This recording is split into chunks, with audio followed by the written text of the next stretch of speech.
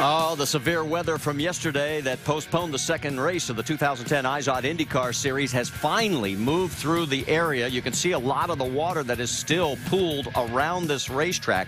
And we have just gotten word we're going to have about a 10-minute delay because we're looking at the possibility, instead of declaring this a wet race, to allowing the drivers the choice of going to slicks, which would make the start even more interesting. As you can see, the cars are on the grid, and we are going to get this race in today here in St. Petersburg.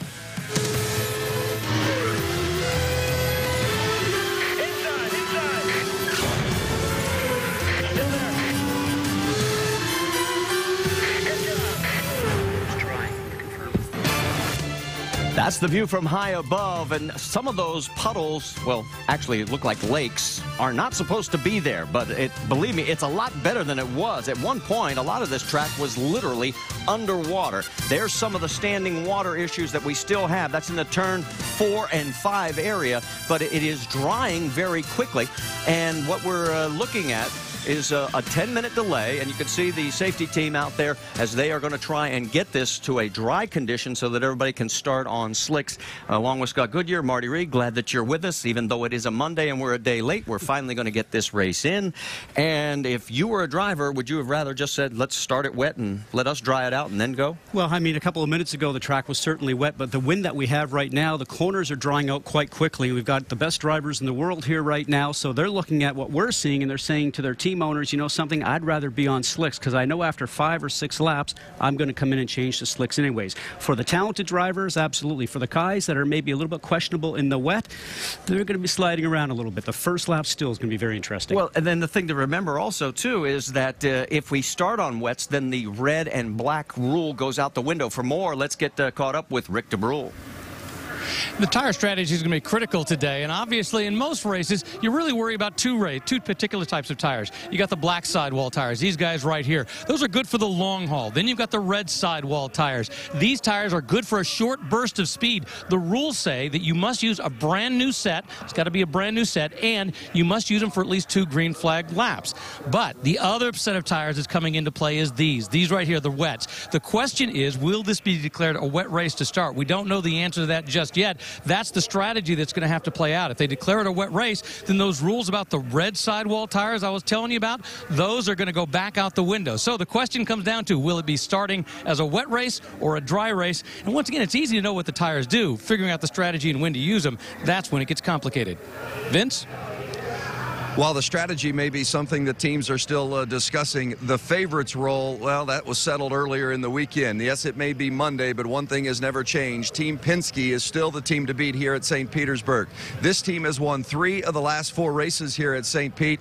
Helio Castroneves has won here twice before. In fact, when Castroneves won here in 2007, he led 95 of the 100 laps. Ryan Briscoe won here last year. Now, Briscoe picked the wrong tire for qualifying, so he'll start deeper in the field, but everyone knows he has been fast throughout the course of the weekend and will be making his way toward the front. And the third Penske driver, Will Power, he is full-time with this team now. He won the season opener at Brazil. He'll start from the pole today. And Jamie Little, when you ask up and down pit lane, who's the guy to beat? Everyone has agreed it's Will Power. Absolutely, and one of those drivers saying the exact same thing, Tony Kanaan. But Tony Kanaan could be one of those guys to break up that Penske celebration they've been having all weekend long.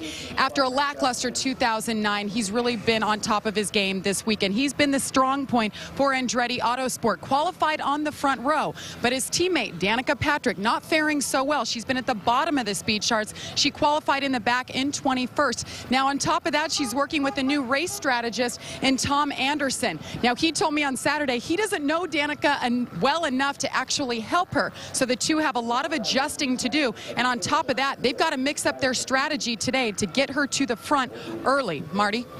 All right, thank you, Jamie. Let's talk a little bit more about track conditions, because if you're a race fan, you know, anytime we get rain, it washes all that rubber away.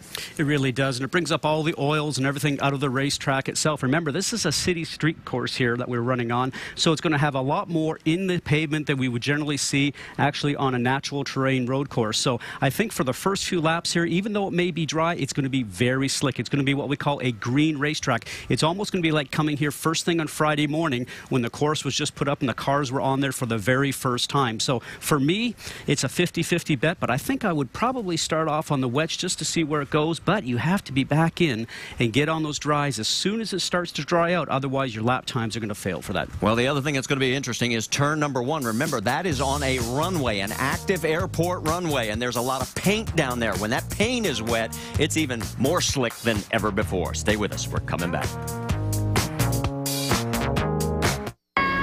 Well, the birds are loving all the water and the little worms and everything else that's brought up because it has been just torrential the last 12 to 14 hours. But the rain has moved through, and the track is drying out, and that's why they went to a 10-minute delay just moments before we came on air, and they're waiting to see if they can get this into a typical traditional type start where the teams can go with black or red combinations. We'll keep you posted on that. This can be a bear of a track when it's dry, let alone when it's wet. You want some examples? Well, let's give you one. How about Dario Franchitti? He he had real problems the first day of practice. Well, in this course, you have to attack it if you want to get the lap times out of the car, but any small mistake, as we're going to see here as we ride on board with Dario Franchitti, he turns in, just makes a small mistake, goes into the barrier. Watch his hands. He knows he made a mistake. The frustration, a champion shouldn't do that. And he is going to be starting 13th. He was playing catch-up the rest of the weekend. First time in 15 races he is not in the top 6 on a road or street course. Let's talk about this 1.8-mile layout and give you an idea. Hey, Marty, we talked about how bumpy it is here because it is a street course. It's not a natural terrain course, so you're going on the city streets. You're dealing with the bumps, the manhole covers, the concrete patches that are here. And as you can see in this course, it's very tight. That turn 1 situation we're going to watch for on the start. It's going to become very slick. You talk about it being here on a runway. Watch for action there. It's almost single file, 4 through 9 in that back section. Again, very treacherous here, especially in the rain with the wetness conditions. Trees overhang that area. 13 and 14, we've seen a lot of spin-offs here in the last couple of days, so watch for that area too. It was very wet. We talked about a green racetrack. That's what's going to be. The run down here from lap 1 onwards into turn 1, great place to pass, and we'll look for a lot of drafting and pushing around in that turn there. And that is the most of the St. Petersburg area we have seen since yesterday. It was just unbelievable. I can't remember the last time I was involved where a road or a street course was actually postponed for a full day because of weather. Usually we've been able to work it in somehow, some way. And I think we have to really make sure that people understand that usually you can run on a course that's wet, but when you have standing water, race cars will hydroplane just like your road car. It becomes very dangerous, especially with walls on both sides. Especially also when we had about 300 lightning strikes all around the area as well. Hey, how about if we talk to one of the legends of the sport as we wait for this final call to get the race started? Mario Andretti is with Rick DeBrule. And let's talk about the tire situation. Obviously, it's race control that's going to make the decision as to whether they start on wet or dry. And we understand now it's going to be a dry start. But let's talk to Mario Andretti about if you were a driver and there's some puddles out there to deal with, it's slightly wet. As a driver, would you rather start on wets or would you rather start on dries? Well, obviously, I think you'd rather start on dries and try to make it through because, you're eliminating a pit stop, because it's a big penalty here when you talk about not just a stop, entering and exiting. So right now, the way conditions are, I mean, it's going to be a tough call for everybody, and it's not a black and white call. You could be really, really right or really, really wrong. And once again, the race control just a moment ago declared it a dry race, so obviously that's out of the driver's hands. Now, we've talked about in the past the fact that you made these decisions before, and it's never black or white. It's a lot of grays, and sometimes you're right, sometimes you're wrong. Yeah, but Rick, if they declare a dry race, that means you have a choice. You can go out on wets or dries. If they declare a wet race, you must be wet no matter what. So now that's where the decision of the teams, will make the difference. And it could be actually the decision of the race right now. All right, Mario Andretti, a guy who's made that decision more than a few times, sitting watching to wait and see what happens. And you can see some of the teams putting on the red alternate tires, including our pole sitter, Will Power. When we come back, we'll be getting ready to go green here at St. Petersburg. Back here at St. Petersburg, and look at the grandstands. A tip of the hat to the crowd here in St. Pete. A lot of those folks obviously are, don't get too close. We don't want to get them in trouble at work. They're probably, and a couple of kids there, they're cutting class. Well, it is spring break right now, so that's true. For a lot of areas of North America, so they're probably down here enjoying the race. That's the excuse they're going to give to the teacher for sure. All right, we've still got teams that are changing tires, so we are just moments away from getting the cars started. We talked to one of the legends of the sport. How about another, A.J. Foyt? Well, Marty, A.J. Foyt and this race team, one of the few teams, about a handful of drivers that will be starting this race now on the sticker blacks instead of the reds, now that this has been declared a dry race. A.J., the conditions certainly a lot different here than what we've had during the course of the weekend in practice and qualifying. What went into your decision-making in regards to starting on the blacks other than the reds? Because you had to make this decision a couple days ago. Well, we had to, and the other day when it was hot, it seemed like the reds started giving up after about 10 to 15 laps, and we had the same problem last year. So with us having to start in the back and have to charge, I felt like the blacks would be more safer for us, and we'll keep charging until, you know, the first pit stop, and then we'll make a decision then. But I just felt like when we run the reds the other day, they give up on us about 8 or 9 laps, and I felt like starting back there that the blacks would stay under us longer. Now, how does that strategy and that thought process change now that the track conditions are much different, and it's not wet per se, but it's still damp out there on the racing surface? Well, actually, the reds are going to be a lot better than this dampness. That's the reason we went to them when we was at Brazil, and it paid off. But you had to make that decision 2 days ago, and I'm not a weatherman, and so you know, yeah, naturally I like to start on reds, but you know, we already made decisions, so we have to live with it. Special talk then with Vitor about how he should approach these early laps on the blacks compared to what everyone else has with the reds? Well, it's really not that much difference. It's just a little bit harder, it seemed like, and it takes a little bit longer to get temperature up. So he's a pretty cautious driver, and he knows what to do. So he's in that cockpit. I'm not. I'll let him make them decisions. Oh, well, how about that? Letting Vitor make the decisions, AJ. We'll keep an eye on how Vitor starts the start of this race on those blacks. And as we said, a couple of other drivers that are on the blacks to start, guys. Of course, we mentioned Vitor, Dan Weldon, Rafa Matos, also on the blacks. Danica Patrick will start on the blacks as well. So, Marty, about a handful of drivers will be on the blacks as compared to the reds here at the start. All right, thanks, Vince. You wanted to add something? Well, and when they say, he said, you know, 2 days ago I had to make a decision. After qualifying in the IRL rules, you have to declare what tires you are going to use, reds or blacks. And now that it's gone back to being a dry race, then you can go ahead and have to follow that rule. So if you chose blacks, you're starting on blacks today. If you chose red, you can start on reds.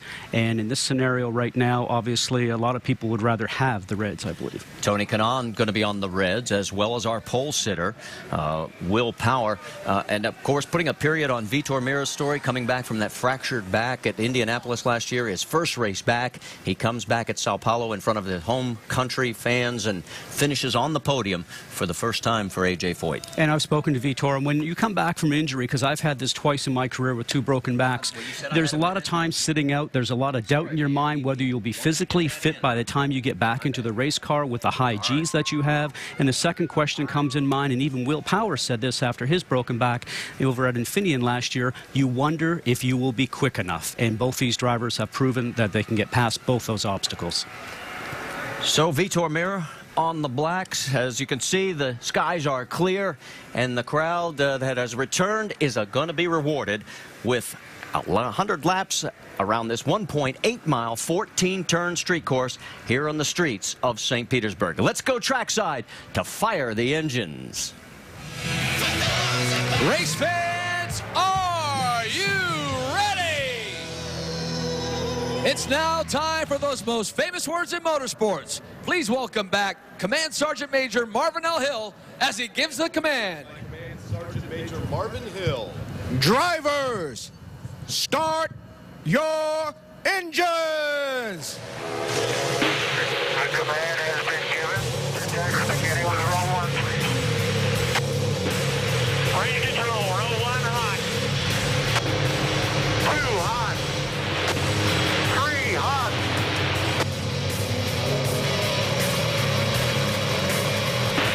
5 hot. 6 hot. 7 hot. 8 hot. Oh, God. 10 hot. All right, you hear the Indycar officials row by row. When you hear 3 hot, 4 hot, that is the row that they are standing in. That means both engines have fired in that row, and that's how the Indycar Series officials run down the checklist. And Danica Patrick, with a lot on her mind, she'll be starting back in 21st position, 13th position there for Dario Franchitti, the defending series champion. And they'll all be chasing pole sitter Will Power. And Marty, at the start of any race, you are always concerned as a driver. You're always on pins and needles, more so at a street course because it is very narrow, and especially a course like here where you have a long straightaway going into turn 1, and you know people will go in there 4 or 5 abreast.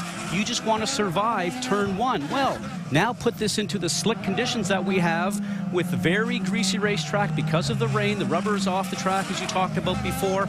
It's going to be a challenge for all of these drivers just to get through the first lap. And the guy that has to lead the first lap will be probably Will Power. He's going to be the guinea pig out there to show the rest of the drivers just how slippery the racetrack is. All right, this is the first of 4 pace laps where the drivers will get a chance to take a look at the entire racetrack. When we come back, we will go green, albeit one day late in St. Pete. The streets of St. Petersburg, we're getting ready for the start of the second race of the 2010 Indycar season. We've got a total of 6 onboard cameras for you. As there you go from the top left, Elio Castroneves with the eyes on onboard, Dan Weldon with the National Guard, Danica Patrick, GoDaddy.com, Dario Franchitti with Firestone, Marco Andretti with the Venom Energy Drink on board, and Ryan Hunter-Ray with an IZOD onboard camera. Starting grid is going to come across the top of your screen, and yes, that is Milka Duno, and she spun on the pace lap in turn 13 and 14. We can tell you that only 4 drivers have gone with the primary black tires. Those 4, Dan Weldon, Vitor Meira, Danica Patrick, and Rafa Matos. They are all in the bottom half of the field. Everyone else in this 24-car field is on reds. If you make a change at this point and you say it's too damp for you and you go to wets, you pay a price. You pay a price. You come into the pit lane during the pace laps, you change tires, you then go to the back of the field for the start of the race. All right, let's listen in on Tony Kanaan's radio because he may be considering just that. CK, when you get down there on track, if we need wets and we take them right, we go to the back of the field, but it's better than going into the fence. So your call and let us know what you think. Just be ready because I might dive in at the last minute. I don't want to tell everybody what it is, okay? So there you hear from Tony Kanaan. He's still not 100% sure. Well, the track will be so slick. As I mentioned just a minute ago in the broadcast, when you come here on Friday, the track is green. It has no rubber on it. The track has reverted back to that same situation and maybe a little bit worse because all the oils are now coming out of the pavement because the rain draws that up. And yes, the track might look like it's starting to dry, but it will be very, very slick. Boy, that's given up a lot of track position, though, going from second to the back of the field if you make that call. Here's what happened to Milka on the first pace lap in turns 13-14. Well, and she has got the award this weekend for spinning in just about every session that we have had and goes ahead and stalls the car here. Now, the cars do have reverse this year, so on all road courses and street circuits, you have an opportunity to back the car out as long as you do not end up stalling it. But in this scenario, she stalled it, could not even get going forward. Milka also had contact with the wall. It damaged the rear wing. That was the only damage she had in that one contact, and she's got it refired and working back towards the back of the field. She is starting in the 24th and last position. Let's talk about our GoDaddy rules of the race as we get ready for the start of this event. Well, a scheduled 100 laps here, a 1.8-mile circuit as we talked about. This year, I talked about the reverse situation. There is no onboard fuel management system for the drivers to adjust starting in 2010 with all the fireworks going off here in the background. Very beautiful situation. And the overtake assist situation, 20 pushes you get to the push to pass, and it's 12 seconds each. And here, dry conditions, you'd probably have a minimum of 2 pit stops, but with the conditions here today, I expect to see a lot of people going off strategy, and we'll have to watch to see what goes on here at the very beginning. We heard TK talk about maybe popping in and getting some some rain tires. And Marty, you said you'd go to the back of the grid, but you know, as his team said to him, it's better than sticking it in the fence. That's very true. And going back to the push to pass, the overtake situation, one of our crew members came up with a great line yesterday when it was raining so hard. Instead of the button, you had 2 oars. Yeah, that was the situation. All right, the field is beginning to form up as they work their way. That is turns 8 and 9. We'll give you the turn numbers if you're not familiar with the track here. And you can see that the pace vehicle lights are out as they head down towards turn number 10. And this is a very tricky spot. A lot of contact has happened over the years here. Then from turn 10, you head up through that quick right-left 11 and 12. And you can see by the edges of the wall, generally where the guys would take their cars out to the edge. In this scenario right now, it's going to be very wet there, so you're going to have to make sure you alter your line than what you are used to in the dry conditions. Okay, remember the paint on the runway at turn number 1. It could be very, very slick. Pace car has pulled off. The field of 24 forms. And as they come down the front straightaway, the second race of the 2010 Eyes on IndyCar Series is green.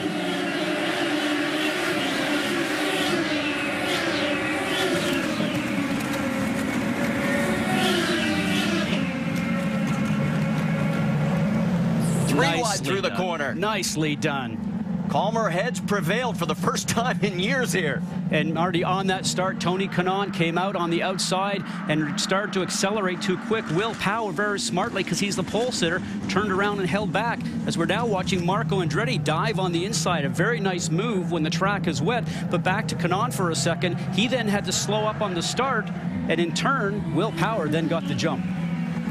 Conway has stalled the car in turn 2, so Mike Conway is right in the middle of the racetrack, and if they can't get him fixed... Oh, and Dario Franchitti has been turned around. And both of those are probably results of spins of some nature. You can see the flat spots on all 4 tires of Franchitti's car. Let's go on board with Dario Franchitti and show you what happened here. Now this is just coming out of 1. There goes around 24, Mike Conway. And Dario's probably going to try and gas it, and it goes around. Remember, that's so slick here at any point in time. No traction control on these cars this year, so all you're doing is using your foot and trying to generate enough grip to get the car going forward. If he can hurry, he can stay on the lead lap if they can get him refired. The team is standing by because obviously he's flat spotted the tires. He did bang the wall with the left front at least. He's refired.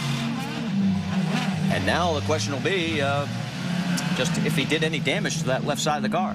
Well, and we talked about earlier on, you don't want to end up into the fence, but those guys were both very lucky. The difference here on a street course versus a natural terrain road course, on a road course you go off and slide into the grass and maybe into the gravel trip. And here in this situation, you're going to end up going into the wall. And I don't know if Mike Conway got any help in his spin that set off this first reaction. And there is Conway as he has gotten refired as well. And he looks to be okay, like he had no contact whatsoever. And it does not look like his tires are flat spotted, as we could clearly see on Dario's car. But, you know, they're both at the back of the field right now. They might as well come in and at the very minimum put a full load of fuel into the car. And right now, Dario stays out. To catch up to the pack. He doesn't want to get caught behind, so he'll catch up. Get to the tail end of the pack that's just up a few corners ahead. The pace car will run around here at about 60 miles an hour. And Dario also has to wait for the pit lane to open. And it just did open, so next time by, anybody who wants to come onto pit road can. To give you an idea with this early caution, the fewest we've ever had in the race is 2. The most we ever had was 7, and that was in last year's event. Well, we might be up that way again. Now, Johnny Rutherford is driving around the pace car right now at 60 miles an hour. What they did say they would do in the drivers' meeting is that he would accelerate up to about 85 or 90 down the front stretch, just to avoid having people come in the pit lane and then coming out in front of the pace car. The on-track distance is a little longer than the pit lane distance. So far, none of the cars, as we would expect up front, did not come in to pit lane. We can't tell you that the number 2 of Rafa Matos was a taker. He came on to pit lane. And there you see him. Vince, coming your way. Yeah, Rafa Matos, remember, he's one of those that started on the blacks when just about everybody else started on the reds. They're just going to refuel. He's not going to change tires. He's not going to the reds. So Matos just takes the top off with fuel. And there you see both Dario Franchitti and Mike Conway coming in. Vince? Franchitti is in looking for a little damage on that nose on the left front, and there is just a little bit of wing damage on the left front corner. They make the tire change, putting on the fresh black Firestones and topping off the fuel for Dario. Here's one of the issues for Dario. Remember the rule, you have to have 2 green flag laps on those reds. He does not have that requirement met yet. Let's get an update on Mike Conway from Jamie Little. Well, Mike Conway came on the radio and told his team all he did was stall it. He did not spin and flat spot the tires. Therefore, he came in, packed up full of fuel, and they kept the reds on. So he'll be able to make that requirement very easily, but you want to add something there? You know, and we talk about the racetrack being very slick, but you can see in those pit stops just how slick the pit lane is. There could be issues there today also. All right, Will Power is going to bring him around. Turns 13 and 14. Pace car has already pulled off. He is in control of the field, and it is going to be Power, Dixon, Marco Andretti, Helio Castroneves, and Tony Kanaan. That is your top 5, and we're racing again in St. Pete. Look at the 2 different lines coming into turn 1 and even coming out of 13-14. Will Power decided to take the traditional, what we call the rain line, get off the usual racing line where there is usually a lot of rubber and a lot of grease and oil comes out of that area. And what he decided to do was to run what he believes is a line with more grip. Boy, looking on the inside, Marco Andretti. He's in there hot. Can he make it stick? He's got the position. Give him second place. Wow, he's got a car that is working absolutely tremendous. And you can tell that because he has the confidence to be able to get into the turns really, really hard. Victor Brule? Talking about Marco Andretti, the weekend didn't start so great. Friday, they were a little out to, in terms of the setup they want. They managed to get it going and working during the course of the day. Throughout the course of the weekend, they got better and better. And into qualifying, they knew they were a top 6 car. They took a little bit of a gamble. It didn't go their way. But obviously, the car is ready to race. And this is what they were shooting for all weekend, to make sure when the car was fast, it was at the right moment. And this is it. Boy, he is trying the outside of turn 13 and 14. As you look at our Firestone telemetry, watch him go up through the gears. In the dry, you get up over 160 miles an hour. We'll see how it works here in the wet. Big braking zone here, and he's going for the lead. And he's got it. Will Power surrenders first and may give up more. He does. And Marty, when I talked to Marco the other day, he is a much more confident driver now than he was last year. I'm sure the changes within the team are starting to work very well for him. And now, more passing going on. Number 3, Helio Castroneves around Will Power also. So our pole sitter, who's dominated all weekend, has been bumped back to 4th in less than 4 corners. And Tony Kanaan is all over his back wing. Now, I'm not going to get too excited right away for Will Power because he's got a car that he knows works very, very well in the dry. And as this course starts to get some rubber down on it and the conditions start to get better, watch for his car to improve, and then he'll start to march up towards the front. Justin Wilson in the 22, right behind. As you can see, he is running in this group as well as the battle continues up front. Ryan Hunter-Ray in the 5th position. Ryan Hunter-Ray, another Andretti Autosport team. A little oversteer there, trying to get the power down. You want a great run going down the straightaway, and here we go. And a pass for the lead with Dixon taking over the top spot. So the guys are getting very racy very early. So our 3rd different leader here in the early stages of this race. Marco Andretti 2nd, Helio Castroneves. There is Will Power a little bit further back. There's Alex Tagliani and Takuma Sato. Hideki Muto going through, and here's a pass back in, and that is Vitor Meira trying to work his way up through. He gets around Dan Weldon. And in the Dollar General car, the yellow 67 machine, Graham Rahal aboard Sarah Fisher racing car this weekend. And he has been giving that car its best ride on a street and road course for quite some time. Sarah, be the first to tell you, she is not a road course specialist. And she put him in this car for 2 races. He's still trying to come up with sponsorship to be able to join a team for the remainder of the season, but nothing signed yet.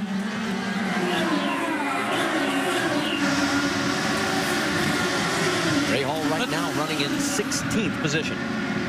Let's talk about Graham Rahal. It's been a very frustrating weekend. Remembering last year he was with Newman Haas, a team that had all of the setups, had done so well here in the past. They had pole last year. He won here 2 years ago. Moving to the Sarah Fisher team, he's had to bring a lot of that experience without a lot of that data that came with him. As a result, they have struggled all weekend. They make big changes Friday to Saturday. Didn't work. Bigger changes Saturday to Sunday. Still didn't work. But obviously he's doing his best out there right now. Vince? Well, the 4-car of Dan Weldon is up just one spot, but he has been racy, and this is a track in which he has won on once before, won in his championship season back in 2005 when he was with what was then Andretti Green. But now with Panther Racing, this is a team that needs to make some significant strides if they're going to compete for the championship, and Weldon believes it's going to happen on the road and street courses. They think that they're going to be a much better team on courses like this one, and he's running strong, but still mid-pack at this point. All right, let's take a look at the leaders down the front stretch here as we get ready to work lap 8 of 100. It is Scott Dixon in front, but look out. Watch, yes. Pass for second. Saw that coming out of 13-14, caught the draft at the right moment. Helio Castroneves now past Marco Andretti. So, action up front has been fast and furious here in the streets of St. Petersburg. Now, due to the weather and the change of plans, we're not going to be able to bring you side-by-side today. Comes your race leader at St. Petersburg. That is Scott Dixon. Right behind him is Helio Castroneves, and now dropping back a little bit further in third is Marco Andretti. We've had 3 different leaders and 2 lead changes. Let's talk about the calendar, because coming up next on ESPN2, the NHRA 4-wide Nationals, they got rained out yesterday. John and Ashley Force in the funny car final. That should be a dandy. And NASCAR Now Roundtable at 6 Eastern today. That's also on ESPN2. Then the NASCAR Nationwide Series moves on to Nashville next Saturday on ESPN at 3:30 Eastern. And the next IZOD IndyCar Series event, the Grand Prix of Alabama, Sunday, April 11th, 3 Eastern, over on Versus. Boy, Dixon's car looking very strong, and remember Castroneves, he started 5th in this field, has now worked his way up to 2nd. A little bit further back now, all of a sudden, Marco seems to be losing contact with the lead pair.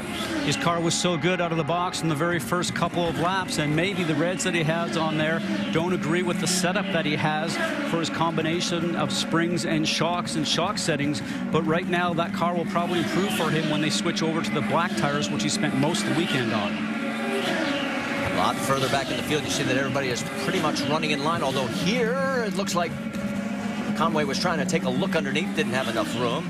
And much further back in the field, we're trying to bring in there is Danica Patrick, as she is struggling right now mightily, as she started 21st and is running 22nd. What's going on, Jamie?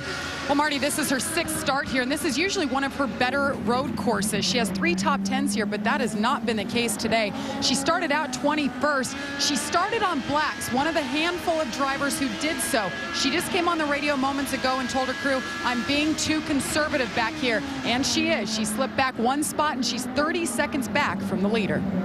So now the question begins to be asked, when do you pit? You pit early, hope to catch a caution, and then regain track position at that point. We'll wait and see.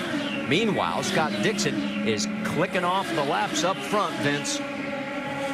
It's interesting. This is one of the racetracks that Scott Dixon has not won at, and for a guy who leads the IZOD IndyCar Series in career victories with 21, he's been a series champ twice. You'd think this is a track in which he would have won on before, but he's been second a couple of times, and then you look at his results of the last 2 years, 16th and 22nd. Now, those haven't been because he's had bad cars necessarily, but just bad luck. So it's no surprise to see Scott Dixon and his Target Chip Ganassi racing team on the point here at St. Pete. Well, you see where he's led 6 laps already today. We'll go back to last year. He led 51 laps at Mid-Ohio. He won that event, but then he only led 3 laps on the road courses the rest of the season. And he feels that that's the area where he cannot afford to give up the points like he did last year.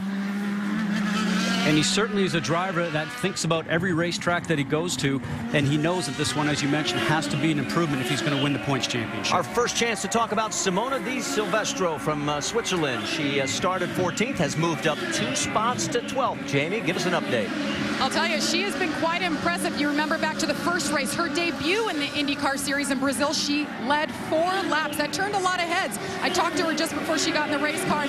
They struggled a little bit when they unloaded, but she said this team has worked together and made the car so much better. That certainly has shown so far. She started 14th, already moving her way up. This is a very confident woman and somebody to keep your eye on. And it's going to be fun to watch her development. And we look at this. It's Ryan Briscoe early into pit lane on lap 13 of 100, and he is going to the blacks. A little slippery, as you mentioned, getting out of pit lane. This is going to be very treacherous. This little right-left combination, getting back onto the race course. And when these tires are cold, don't make a mistake on your outlap. The drivers tell me it takes at least 2 going on to maybe 3 laps to get these tires up to temperature where they start to have some grip. Now remember, Briscoe started 19th, and we were talking about that go-off strategy, because now if a yellow comes out, he's already got fresh tires, fresh fuel, and everybody else will be falling in behind him. So we'll see if it plays out for Ryan Briscoe. Looking at whoever that was coming down there. Sato. Now, I think in this scenario, EJ Vizo, I would imagine that he might have a radio problem right now in that KV car, and what he's doing is driving towards the wall to give them an answer. And we'll have to check in with them to see if that's the situation. But generally, that's what you do as a driver. If you don't have any radio communications and you can't hear something back and forth, you just bring yourself over to the pit wall to let them know that you have a situation. Dario Franchitti, remember he had that early spin on the first lap. Dario right there has gotten around Danica Patrick, and he has now turned the fastest lap of the race at 1:04.7. Vince? That's exactly right, and they just came over the radio. Barry Wanzer, who handles the strategy for Dario, and told him, you are the fastest one out there right now. Keep digging. Obviously, it's been an eventful weekend for Dario. He spun and had contact on Friday during practice. You noted, Marty, that he's already been around here in this race today, so digging out of a hole. But Barry Wanzer coaching him with positive feedback and how fast he is. There's a long way to go in the race, he told him. Still got to keep digging. He is 21st right now. Danica running in 22nd. Ryan Briscoe in 23rd. We can tell you that Milka Duno has pulled into pit lane, and we're hearing that she has got some mechanical issues. And you know, in the situation we just saw there a few laps ago, the blue car with Dario Franchitti was behind Danica Patrick. He's now in front, and when you're having a situation like that where you don't think you're being aggressive, as was reported from Danica, when the other driver goes past you, try to get on that tail box of that car and follow, and just to be more aggressive. She was not able to do that, because you can see the gap right now between Dario Franchitti and Danica Patrick. All right, while she continues to try and figure out how to gain some speed on this 1.8-mile 14-turn layout, Scott Dixon's got all the answers right now as he's leading Helio Castroneves, Marco Andretti here in St. Petersburg.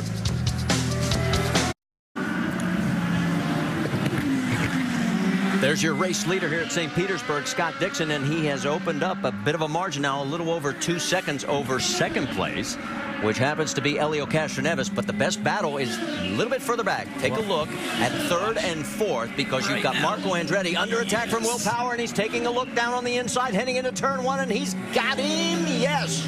And that move was actually done back in the back section 4 through 9. Will caught up through the tight stuff and almost tried to do something in 10, and then made the pass going down the front stretch, which is the safe zone because of the width of the racetrack. And you were saying during the break, it looks like Will's car is coming back to him. Absolutely, you know, and give him credit for having the patience. Race car drivers are known for not being very patient when other cars are passing you. And in that scenario, he was very smart, because he knew his car would come back to him once the track started to change.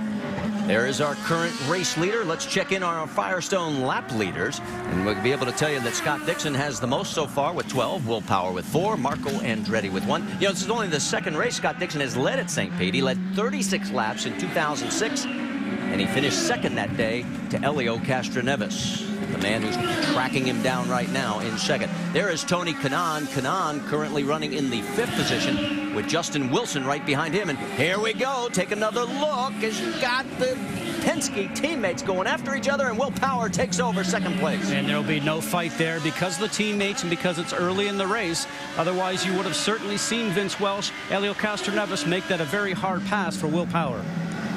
Well, and it's interesting, Scott, because Tim Cindric, who handles the strategy for Helio, had just come on the radio and told Helio that Power was coming and coming fast. So there was no surprise there, as he knew that Will Power had the fastest car between the two. And it's interesting, Power told me earlier in the weekend that he feels more comfortable now as part of the team as a full-time driver, and feels more comfortable recommending changes to the car that better suits his style. And he said, I think you're going to see a lot better performance and better results from me this year because of that comfort level. And Scott, as a former driver, you know, if the car's not quite right and you don't have the confidence to speak up about it all the time, it's going to make a big difference.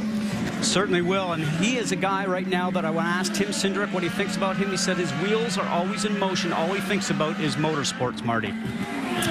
So as he comes down the front straightaway, let's go check in with Rick DeBrule. He's caught up with Alex Lloyd, who has just dropped out of the race. Unfortunately, as a result of some suspension problems. But Alex is the first person we can talk to about what the track conditions have been like this morning from the start, and what's it like right now? The track's okay. It was a little slippery to start with, but it really picked up grip pretty quickly. So, yeah, it's dry, it's a little slippery, but it's fine. What about lines? Do you have to work a different line, or will the regular racing line work? No, not really. Everything's as it was, just a little slipperier than before. Unfortunately, slippery got you a little bit in terms of your suspension problems. Tap the wall and you're out. Yeah, I don't know, the left front, they went in the warm-up, and today I radioed in saying my left front's just gone, and I just had zero grip on it, and it just slid up the track. And I was trying to get it into the pits, and a couple of corners to go, the thing just didn't turn, and we just went straight and damaged the rear suspension, and that was it. So, yeah, I don't know what happened. All right, Alex Lloyd out of the race. Well, and you saw while they were talking that Hideki Muto came in and made a pit stop, so he has got fresh tires and fuel. Meanwhile, there is your race leader, Scott Dixon, and the gap is widening now as we look at the battle for Tony Kanaan, as he has got mirrors full of the 22 of Justin Wilson. And talk about a driver that can attack on a street course, Justin Wilson. But when you think about Tony Kanaan, the experience he has and the ability to drive around a road course and the improvement of Andretti Autosport this year, again, another driver that I feel is very confident in what's going on. And he's talked about the addition of having Ryan Hunter-Reay join that team. And both their driving styles are similar, their setups are similar, and that they think that between working with the cars on both of their setups, they will have an improvement on making these cars faster throughout the season. Well, Justin looks like he is faster right now, just can't find the right position to set him up for the pass. He is all over him. That's through turns 11 and 12. And what Justin's doing is actually just giving him some notice, making him aware that he's here. Watch, he'll do the slice move, try to get underneath him. He takes a different run coming out of 13, 14, catches the draft, get up to 6th gear, probably about 160 miles an hour, try to slingshot on the inside. Will he get it done? Remember that? Oh, and see how slick that paint is on that runway? He manages to hold on and takes over the spot. And there's a Graham Rahal, and all of a sudden he peels off and is coming down pit lane. So Rahal in 15th position for his first stop. Rick? And remember, this is the first pit stop with this Sarah Fisher Dollar General team. They come in, they're making one minor adjustment on the front right wing. They make that. Remember, they've been searching for a good setup all weekend. Clean stop, and they're away. We can tell you Alex Tagliani also made his pit stop, 11.1 on the clock. There is Sarah Fisher, team owner. She'll be back in the car when it's on the ovals. And we already mentioned the fact Graham will be driving this car one more time at least. Coming down the front stretch, there is your race leader, Scott Dixon, as he has now led 17 of our 22 laps that we have completed. His lead is now 6.6 seconds over Will Power. So while he continues in control, there's still a lot of racing to go. Stay with us here at St. Pete. He just dominated. He was putting on 2 seconds a lap on everybody, so congratulations to JK. What's going to happen here is there is Scott Dixon as he is looking for his first win here in the streets of St. Petersburg. He's finished second here twice. He's approaching Graham Rahal to try and put Rahal a lap down. Oh, no, we've got a crash. Takuma Sato is into the barriers at turn number 4. Exact same place where Dario Franchitti hit the wall the other day. Very bumpy street circuit we talked about. It just takes one minor slip, and we're only talking about a turn-in point, changing it maybe by about 6 or 8 inches. You can be on a certain bump and lose the front end, and off you go into the tire barrier. Now let's watch in this replay. A little bit of a defensive line he's doing right now, and that causes the arc to be way too tight for him to be able to get through, and the 14-car Vitor Mira slides through on the inside. So he'll go back and rethink that one. You can see how the tires are just locked up and into the tire barrier. And that was a battle for 9th on board with Dan Weldon. He's right behind these two. And watch, he sees everything that's going on. The cars on the left are on the right portion of the racetrack. Very difficult, even in prime conditions, to make that tight turn for Sato. And remember, he crashed in that very first race back in Brazil, Jamie Little, and he didn't get past turn 1. So this was really his first official race. Now, unfortunate for him, it's been 5 laps. He has been telling his team, my left front is gone. I need to pit. They said, stay out. We got to stay in our window, stay out. Every lap, guys, he's been begging to come in, and unfortunately it ends in the tires.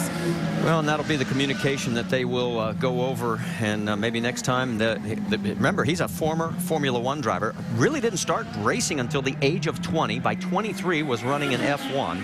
And now finds himself over here in the IndyCar series, making the big adjustments from having all those wonderful heavy-duty brakes. Well, we talked about that the other day, when we met with him. 20 years of age to start. A lot of these drivers now are 19, 20 getting into IndyCars. He had 91 F1 starts. His best finish was actually at the U.S. Grand Prix, and he finished third over there. Just a very likable driver, and I think he's got great things coming in this series once he can get to the finish line.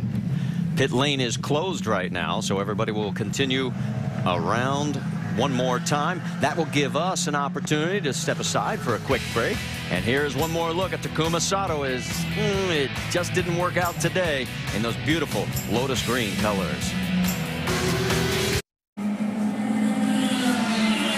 As you can see, the leaders are pulling down pit lane. Let's go to Rick DeBrule.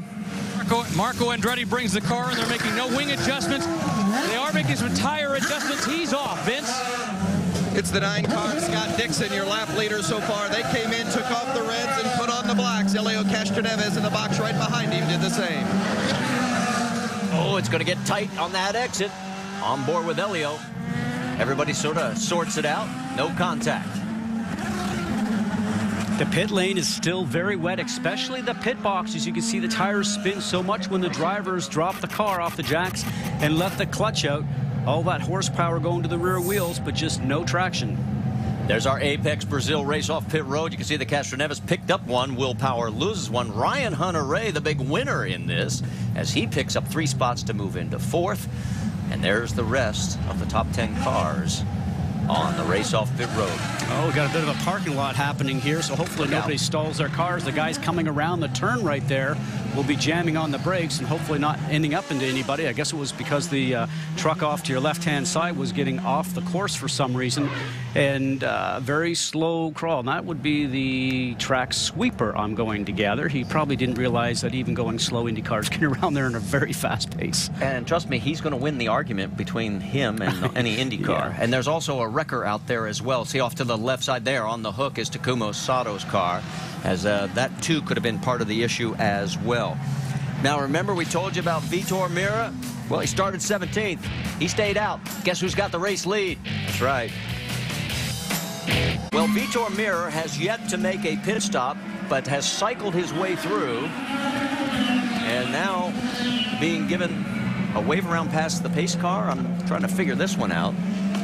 And we're being shown 1 to go, and yes, he is the race leader. And that vehicle right in front of him is Romancini. He is trying to get back around onto the lead lap. And now they're saying that the 14's going to have to slow down a little bit. I wondered where he was going. Well, if you remember, back last year at the Indianapolis 500, a frightening moment for everybody and a very painful one for Vitor Meira as he and Rafa Matos get together into Turn 1. Turn 1, Indianapolis, about 230 miles an hour, and not intentionally done, but you can see what happens when 2 wheels touch. And that was a scenario. Now, this was back here in Brazil, the very first race, and Vitor Meira making a great move underneath Rafa to get that hometown advantage and being able to stand on the podium. And Rafa Matos, again, will be right behind him in 2nd place. Now, they are going to have to reorganize this start because I was wondering what was going on, because all of a sudden he went firing past, and now he's going to have to hold up and wait for the field to come back and catch up to him. So that'll give us a chance to squeeze in another quick break. Stay with us, and we'll return for the restart here in St. Petersburg. Busch, remember, he slammed it last year after winning the race, and he says, no, I want to win it this year, and I want to keep it all in one piece. So we'll find out what happens next Saturday. Right now, let's clear it up. It was Rafa, or I should say Romancini, getting the wave around, and unfortunately, Vitor misunderstood. As we go back to green flag racing, he gets back into line. He's the race leader with Rafa Matos 2nd, Dario Franchitti 3rd, Ryan Briscoe 4th. Remember, these guys are all on different strategies now. You saw a move with Hideki Muto just almost trying to get back past the BMW car of Alex Tagliani, but he couldn't get it done. Remember, the tires are still going to be just a little bit cold, and is he going to try it now? Yeah, Hideki Muto's going right underneath Tagliani. He's going to take over that 5th position. That's Mario Marias in the 32, and there is Scott Dixon, who's led the most laps here with Graham Rahal right behind him. Now, these guys up front didn't pit. They pitted earlier, so a little bit different race strategy that they're calculating right now. Have to wait to see what happens here in the future with the way the yellows fall. And as we go around this racetrack, you can see a lot of the banners are starting to come off the wall, especially there on the exit of 9. I have noticed as we ride along with Castroneves, and he squeezes his way through past Rahal, and that costs Rahal another spot also, as Will Power takes advantage of that. What a brilliant pass. Very, very gutsy by both those guys, and Graham Rahal gave him enough room as he drops 2 positions. And there you see our race leader, Vitor Meira. Second place, Rafa Matos, Dario Franchitti now running in 3rd. There's Dixon sticking his nose out, trying to take a look underneath, and he gets chopped, and he loses the wing. Oh, Marias cuts across the front of the bow and breaks the wing on Scott Dixon's car. So does that mean another problem for Dixon? And Marias has a flat, and now Dixon can't see. There's no way he can see right now with the way that end plate has come up. He can look out the right side of the car, but boy, turning left right now, that's got to be just awful. Well, it's also a bit of feel. You know exactly where you've been around this racetrack for the last couple of days. And a veteran and a champion like Scott Dixon will not make a mistake on the in-lap here, but certainly he's radioed in saying, I will need a new front wing. And we can tell you Marias suffered a cut tire in this incident, so he is slow on the racetrack as well. That's Will Power going underneath Dixon. Boy, Dixon had led a total of 21 laps, and this was one of those races he was pinpointing in the championship chase.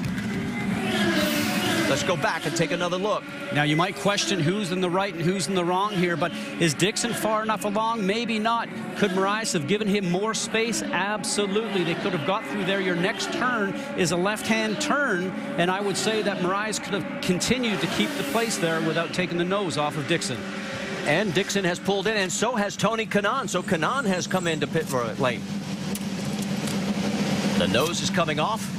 They will refuel the car, put a fresh load of fuel on it.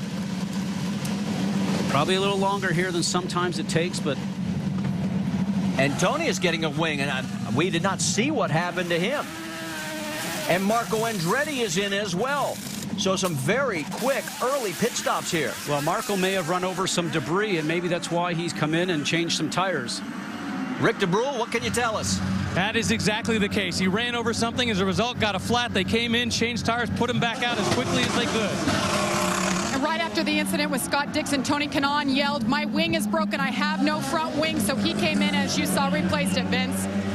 Well, it's Scott Dixon. It's bad luck for Dixon again. Remember last year he had one of the better cars in the race, but Will Power came into a pit stop and parked in Dixon's box. That was the issue that dropped him back in the field in a 16th place finish. Now here's Vitor Meira, who was the leader of the race. Remember, he's on a different pit strategy than the rest. They're going to go back and stick with the blacks. That means he's still going to have to run the reds at some point today. But a clean stop for Vitor Meira, the ABC supply car for A.J. Foyt. That is his first pit stop. He made it a total of 34 laps and now gets back onto the racetrack. And boy, the complexion of this race, how quickly it has changed for so many of the competitors. And there is your new race leader, our 5th different leader, as Rafa Matos is out in front. And directly behind him in the Cottonelle machine, Dario Franchitti, who had his own excitement at the very beginning of the race. Now remember, Matos and Franchitti both pitted on lap number 2 in that first caution. So it's a question of how much farther they can go before they will have to, again, come to pit lane. Boy, Franchitti took a look inside, couldn't get it done. Yeah, just not close enough, but he's actually just giving Mato, and Rafa just sends it sideways a little bit because he knows, because Dario's been filling his mirrors, he knows that Dario's a little bit quicker than him. Get the car just a little bit sideways. We can tell you that Vitor Meira comes back out on the track after leading in 17th position for all you A.J. Foyt fans, as this battle up front continues. Scott Dixon will also be able to tell you is now running in 18th position. Now, as you mentioned, with these two cars being on different strategy, they're going to try and run as strong as possible, maybe trying to conserve just a little bit of fuel so they can make this run as long as possible. See if they can get this done. Now remember, they do have an overtake position that they can push to pass. See if Dario's going to use it here. It'll go green if he decides to step on the button. You can see that each of them have used it. One twice, the other 3 times. You get 20 of these 12-second overtakes. Yeah, Dario's not getting out of turns 13 and 14 strong enough, Marty, to be able to get close enough to be able to use that. We're hearing that Rafa Matos will be heading for pit lane this lap. He led 2 laps at Long Beach last year. That's the only time before today that he led. Look at this freight train coming through turns 2 and 3. That's Helio Castroneves. You're saying, how can I tell the Penske cars apart? Helio's got the orange mirrors and the orange wing plates. Will Power has got the black mirrors, black wing plates. And the white is for Ryan Briscoe. And there is the difference between the 3. And with this race course, if you're faster, for instance, if you're Mike Conway that's at the back of this train right now, it's very difficult to be able to get past cars. Only about 3 opportunities to pass here every lap, and that's going down into turn 1, and then we see some action going down to turn 4, and occasionally in turn 10 where we just came out of. But to get a pass done going down into turn 1, you have to come out of 13 and 14 really, really strong. You take advantage of a draft, and we're going to watch some of this here now. And Rafa Matos is into pit lane. Vince? Remember, Matos had the outstanding run at Brazil in which he finished 4th, but they have struggled all weekend long trying to find the right grip on this car to make him comfortable. They started out on the black tires, but now they've gone to the softer compound and the reds. They're still waiting to finish the fuel load, and they've got it in a way. Goes Rafa Matos. And that means the lead now hands over to Dario Franchitti, our 6th different leader today, with our 5th lead change. And well, we may have had to wait 24 hours, but what an incredible race that has unfolded, as there is Dario. Remember, he is due for a pit stop, and now in 2nd place is Ryan Briscoe with Hideki Muto shown in 3rd. There goes Briscoe, and a little bit further back will be Hideki. Now remember, Briscoe last pitted on lap number 12, so he can go a lot further, and the 06 pitted on lap 19, so he's even got a bigger window. And then further back, you've got 4th place, as you see that battle. And here's the freight train on back with Tagliani in 5th in that 77. Then Will Power, Justin Wilson, Ryan Hunter-Reay, and look on the inside. Conway's taking a look underneath Vizo. Can he get it done? Yes. And that was the opportunity we talked about, coming down the main straightaway here at this airport circuit, and probably uses the power assist button to be able to get that deal done. Nose to tail racing in the Izod IndyCar Series. This has been very entertaining. We hope you are enjoying it. There's Tagliani in that 77. He will be in that car full time this year. And in the back of the screen, there is Danica Patrick. She has moved her way up to 14th now as we go on board.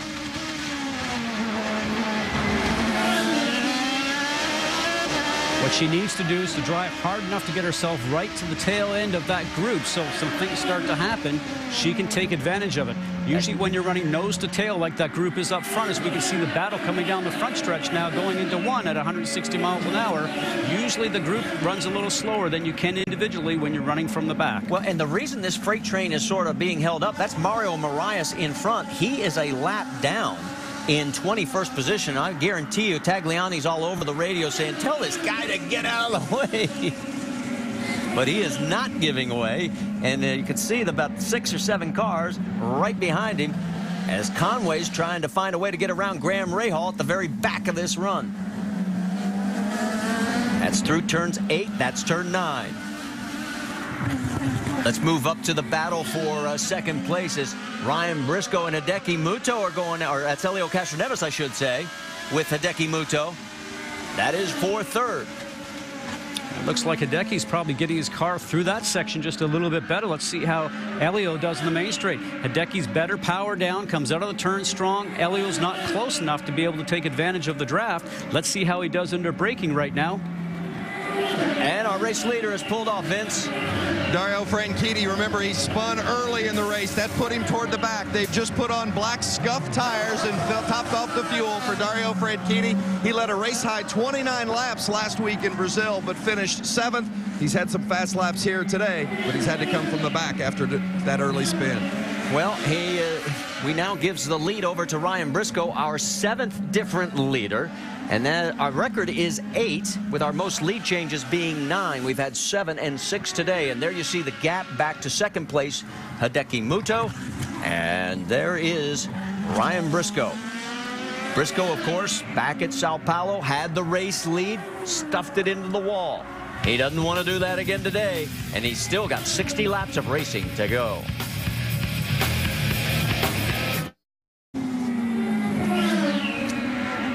You're looking at our race leader, our 7th different leader here at St. Petersburg, Ryan Briscoe. He's run 15 road and street court races since joining Team Penske at the start of 08.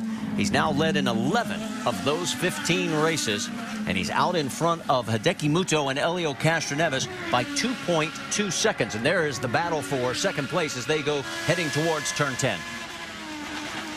Helio's been catching up to him, working hard. Getting under braking seems to be his strong suit, but you have to get out of 13 and 14 to get that run down the straight to get a clean shot. He just does not seem to get through the switchback there.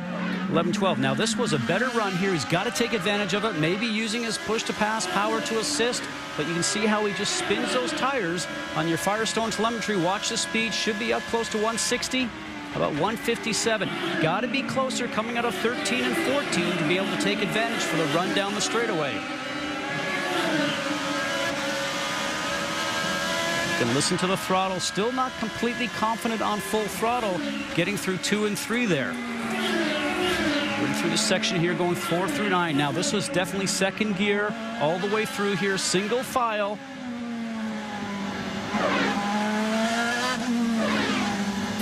Now hard on the gas, the back end slides around a little bit because the road falls off there because of the crown in the road.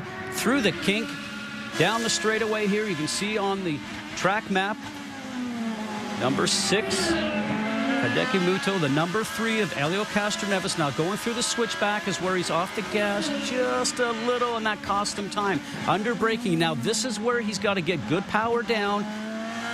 See, he rolls on the throttle, cannot commit. He's got to get closer, Marty, if he's going to have the opportunity to make that pass down the front straightaway. Give credit to Hideki Muto. He is driving a very strong race right now. Remember, he last pitted on lap 12, or I should say on lap 19, and then it was Castroneves on lap 27. So Helio will eventually inherit this position just through the fact that Hideki's going to have to pit first. Let's move a little bit further back, and you can see that Will Power comes into screen. There is the waving flag for Marias to try and get out of the way, and he still hasn't moved over, and look at the logjam it has created. And as frustrating as this is for a driver, you love this. The battle, the car in front, the car behind. You're trying to make some ground on the guy in front, waiting for him to make a mistake that you can get past, and you're also protecting your backside. So in this scenario right now, frustration, but it's a great time inside the cockpit. Well, it has been 33 laps since Ryan Briscoe hit pit lane. He is due. Stay with us. Just as we come back, we have had a crash going down into turn number 1 involving the 32 of Mario Marias and Dan Weldon. And there is Marias, and there is Weldon. Trying to see if there was anybody else involved in this, as we had parts and pieces flying all over the place. Speaking to Dan this weekend, he certainly expected good things out of this race also. Remember, a great run for that Panther team aboard the National Guard car in Brazil. And sometimes his strong suit has not been the road courses, even though he has won here back in 2005. Now, we talked about the wide entry going into 1. Let's look to see how great this is. Oh, and I can tell you what's going to happen right here, right now. Just going in too quick, locking up the wheels, the number 4 National Guard car. Well, remember, Marias was at the beginning of that long line, so something looked like it happened to his car, and he had sort of moved over. See, he's slowing, and Dan just can't turn it in quick enough. No, and it's interesting how that left front locks up even when he's going straight. Let's listen and watch from on board Dan Weldon.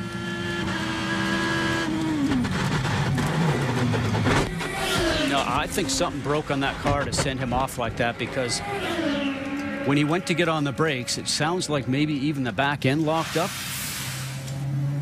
Because if anything, you shouldn't be really locking up that left front.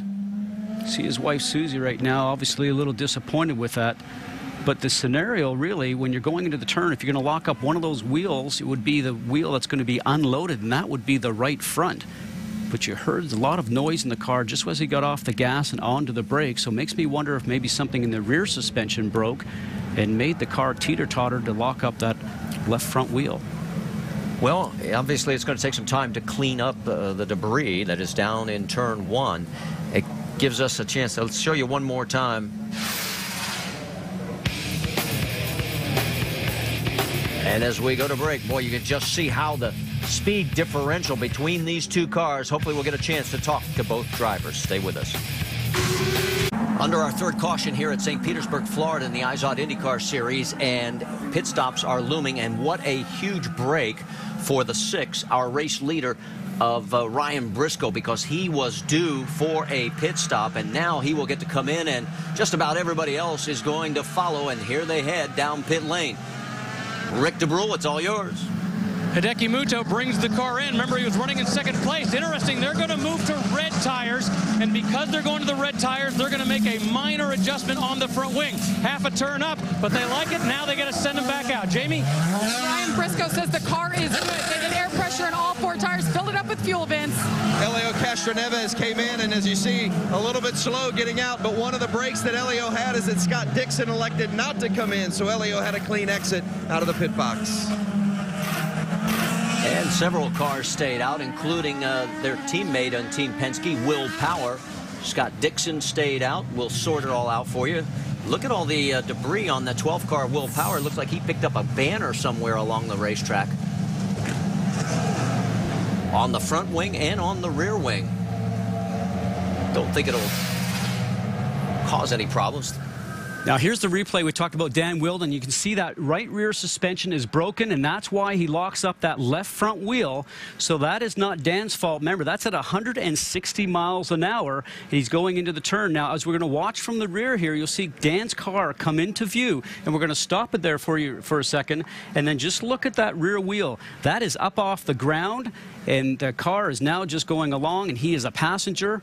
And unfortunately, he takes out the 32 of Marias in tow. And as a driver, when you get hit blindsided like that, poor Mario Marias just doesn't know what happened. Vince Welsh?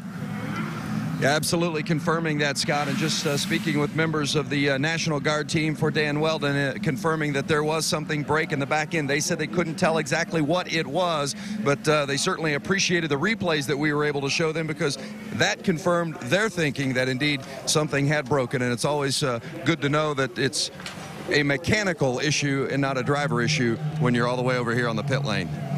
And that's what's left of Dan Weldon's car. Now, the top 3 did not pit. Will Power, Justin Wilson, and also the 8 of EJ Vizo. Stay with us. We'll talk. Well, while we've got a moment, let's talk about the NCAA Women's Championship. It continues on ESPN Monday with the regional finals. At 7 Eastern, it's Baylor and Duke. And then, following at 9, Xavier and Stanford. All of it on ESPN. The Women's Championship presented by Capital One on ESPN Monday. It's the exclusive home of the NCAA Women's Championship. Back here under our third caution, we've had 7 lead changes between 7 different drivers. And let's hear from Dan Weldon and get his perspective on what happened. Vince? Well, Dan, looks like you're a little bit sore from the incident, but first of all, we saw the replay of the right tire coming up off the ground. At what point did you feel something break in the car? Just under braking, but I got to say the National Guard boys and Panther Racing have done a superb job. I thought we were running, very strongly. We'd positioned ourselves well. We had a good strategy, and these things happen in motor racing. There's, troops out there in Iraq and Afghanistan fighting to enable us to roam this country freely, so that's nothing. Physically, we saw you look a little stiff as you walked over here. What's feeling painful on the body? No, nothing too bad. It's just it was one of those kind of big hits. I got to say sorry to the KV crew for just hitting Mario, but yeah, probably got lucky on that one. But just goes to show you the National Guard Panther Racing team. We're really going to be a force to be reckoned with, and I'm proud to represent all the troops and everybody from the National Guard. 2005 St. Pete winner Dan Weldon done early today. Marty. And a very tough break for Dan, as that team was trying to move forward in the field. Take a look at the top three, and you can see Power, Wilson, and Vizo. Now, they last pitted on lap 27, and then in fourth place, Simona Di Silvestro. She pitted on lap 29. And then in fifth, you've got Danica Patrick, as she pitted also back on lap 27. We're still under yellow. Let's step aside for another quick break as the sun has come out in St. Petersburg. Just as we come back to St. Petersburg, we're back to green flag racing, just past the halfway mark with now 47 laps to go. It is Will Power, Justin Wilson, E.J. Viso, Simona Di Silvestro, and look out, there goes Dixon around the 14 of Vitor Meira. And Dixon's car with a part of a banner on the front wing. We've seen a few cars carrying the banner. You can see right now also the 12 of Will Power. And there you see as he has gotten around Franchitti. So Dixon continuing to move forward. Danica Patrick currently running in fifth position. That is a great run for her. She said to me yesterday, I know I'm a better racer than I am a qualifier, and I just got to get out there, get into a rhythm, get into a pace. She's the biggest mover right now, up 16 spots, which is pretty good. No doubt these yellows and a different race strategy has assisted her. Now she's just got to keep her foot on the pedal and stay up towards the front of the queue. Well, the guy you have to keep your eye on is right behind her there, Scott Dixon, because remember, he pitted on lap number 40. Everybody in front of him was lap 27 or 2 laps later on lap 29. Now watch, Scott will be on the gas and try to get a run with her, maybe even push the pass button. He'll try to get a slingshot here. Watch for him to pop out up to 6th gear, about 160 miles an hour under braking. He'll stick his nose in there. Okay, now you've got Scott Dixon in front of you, and Danica Patrick. You need to keep up and run his pace if you can, because you know he's going to march towards the front. So Dixon back in play here with this yellow. The other guy who benefited from it, as we mentioned, was Briscoe, and whoa, and there is Franchitti as he has peeled off and has taken a full load of fuel. Vince, what was going on there? Franchitti had a flat left rear, so he had to come in and get that tire change. Of course, they made the tire changes and took that opportunity to top off in fuel. Man, what an eventful day it's been for Dario Franchitti, huh? Boy, that's for sure, as he now stops on lap 54. He had only had 14 laps on those tires, and so a bad break again. Well, bad break, but you know, he didn't pitch it into the wall. Now these drivers have on their electronic dash, as we're watching Scott Dixon now trying to chase down Simona. They have an ability to bring an alarm screen up on their dash that tells them that the tire pressure is going below a threshold. The driver will see it on their electronic dash, as the team will in pit lane via telemetry. So 2 interesting ways here. You saw the light on Di Silvestro light up green. That means that she was on the power assist. She is trying to hold off Scott Dixon right now. Very impressive, this young lady. Spoke with her yesterday. A lot of confidence.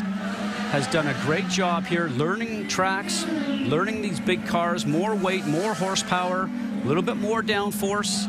And she pushed that button to keep ahead of Scott Dixon, maybe because she didn't get out of 13 and 14 to get that run down the straightaway as she would have wanted. But right now, Dixon seems to have the faster car. She's 21 years old, from Switzerland. And doing very fine. And that was a cause because he scrubbed the wall back in 10. I would imagine he's knocked the wheels out of alignment there. We'll see if he actually is going to have some handling problems. All right, let's watch to see if the push to pass is used by either of the drivers this time. Vizo back up the speed. Yes, Steve Silvestro did push.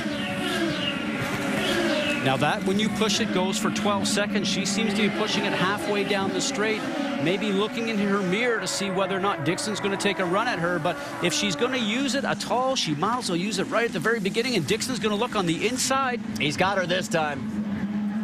And there's Danica right behind. So 3 cars in close proximity to each other, and now Dixon keeps moving further forward. Put him up to 4th position.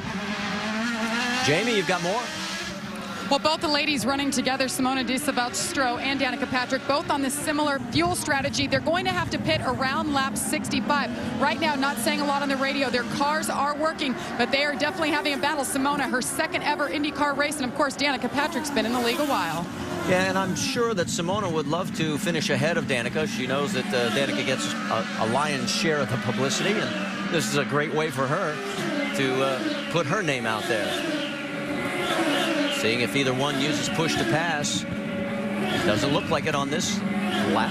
Danica was close, but makes you wonder. You see that she has not used it whatsoever so far this race. So is there a situation where maybe she could have pushed that and got a little closer to Simona and made the pass? But work hard in the infield throughout all this tight stuff. Get close through turn 13 and 14. As you watch the Firestone telemetry, you can see how slow some of these turns are. All staying in second gear through all this tight stuff. Remember, blind turns here. You can't see what's around the corner. Here's a difficult one. Going through 9. The road falls off because the crown on the road, but you want power down to get this run down this back straightaway. Through the kink, you'll get up to about 150 miles an hour here. Hard on the brakes, down to second gear. Watch the wall on the right-hand side. Comes up so close. Let's check back in with our race leader, Will Power. He has about a 2.5-second lead over second place, Justin Wilson. E.J. Vizo's another 2 seconds back in third. And Scott Dixon is the man on the move. He has fought his way back to fourth. And there you see as he is closing in on Vizo.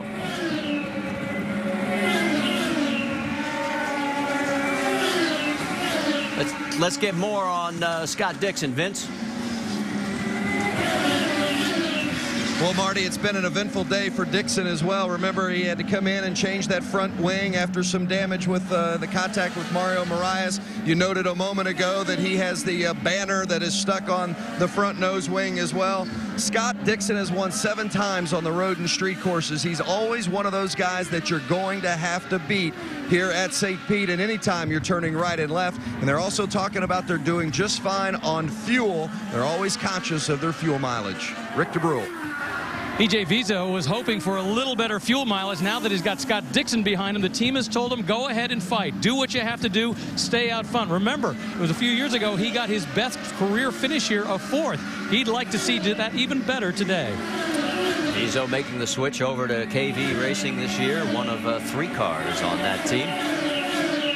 And he has got his hand full right now with a closing Scott Dixon. Let's check in again on the Firestone lap leaders because we've had 7 different leaders today, and Dixon is on the top of that list, 21, but Will Power up front right now at 15 and counting. And remember, you've got bonuses involved as he considers what might be. And remember, we talked about the beginning of the race. This is one of those races where Dixon felt he lost the championship last year. Speaking of Will Power, he's got even more banners. He's got them on the mirror, both wings, but it's not affecting the performance of the car. Well, as long as they don't come anywhere inside the cockpit or above and on your shield whatsoever. I had that at one place down there in Miami years ago, and boy, it just throws a fright into you very quickly. Well, that or the airbox intake, that would not be very good either. They come down the front straightaway. Let's get an update on Justin Wilson. Jamie Little. Well, he's quietly sitting there in second. He has yet to lead a lap today. Now, this is another driver on a new team this year. Dennis Reinbold, the owner of the team, told me they are so excited to have this driver on board. He's really taken the leadership role and helped Mike Conway, his teammate, out. Now, he started 4th on the day. The car is good, but his idea right now for the perfect strategy is to stay with Will Power, and that looks like that's going to bring him in around lap 65. Thank you for the update, Jamie. And Wilson continues to motor around here and maintaining the gap. I mean, it's now about 3 seconds.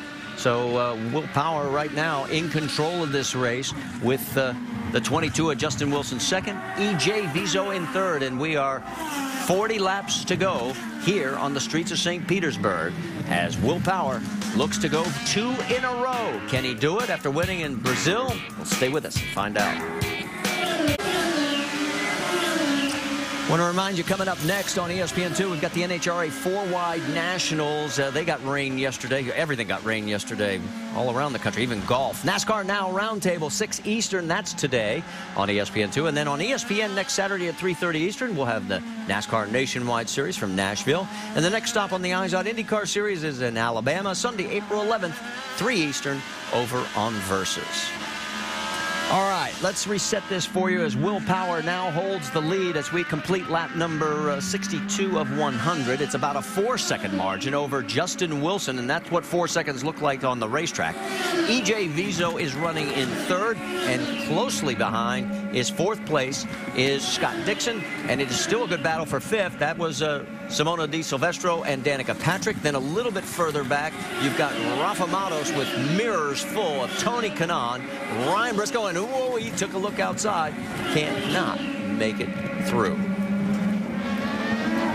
Now, we were talking about Briscoe there. He's got Castroneves right behind him. They're 9th and 10th. Remember, they last pitted on lap 49. That's the latest of anybody in the field. So here comes Kanaan taking another peek on the inside. They just fly through that section there, and you have to have a great run out of 2 and 3 if you're going to make that move on the inside of 4. But boy, you need to be very confident that you can get it done without taking both the other driver and yourself out. Okay, Will Power up front. Look at the gap back to second place, Justin Wilson. And the question is, when is somebody going to blink and pit? E.J. Vizo's the first to blink. So he comes in. Vizo last pitted on about lap 27. Rick, it's all yours. E.J. Vizo is playing the fuel game and hoping to get in, get out. The problem, they're probably going to need a little bit of luck. They're putting primaries on. They may need a little longer window, some yellows to make it the rest of the distance. Jamie?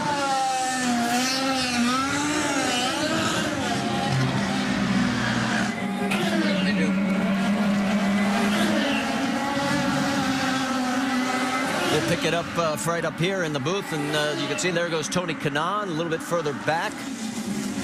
The white mirrors of Briscoe. There's Castroneves going under Matos. Here comes Conway looking as well. Matos hangs on, and then there's contact, and Conway's into the barrier. He could have done that if it had run a wider arc all the way through that turn, but he just cut across the bow of the car.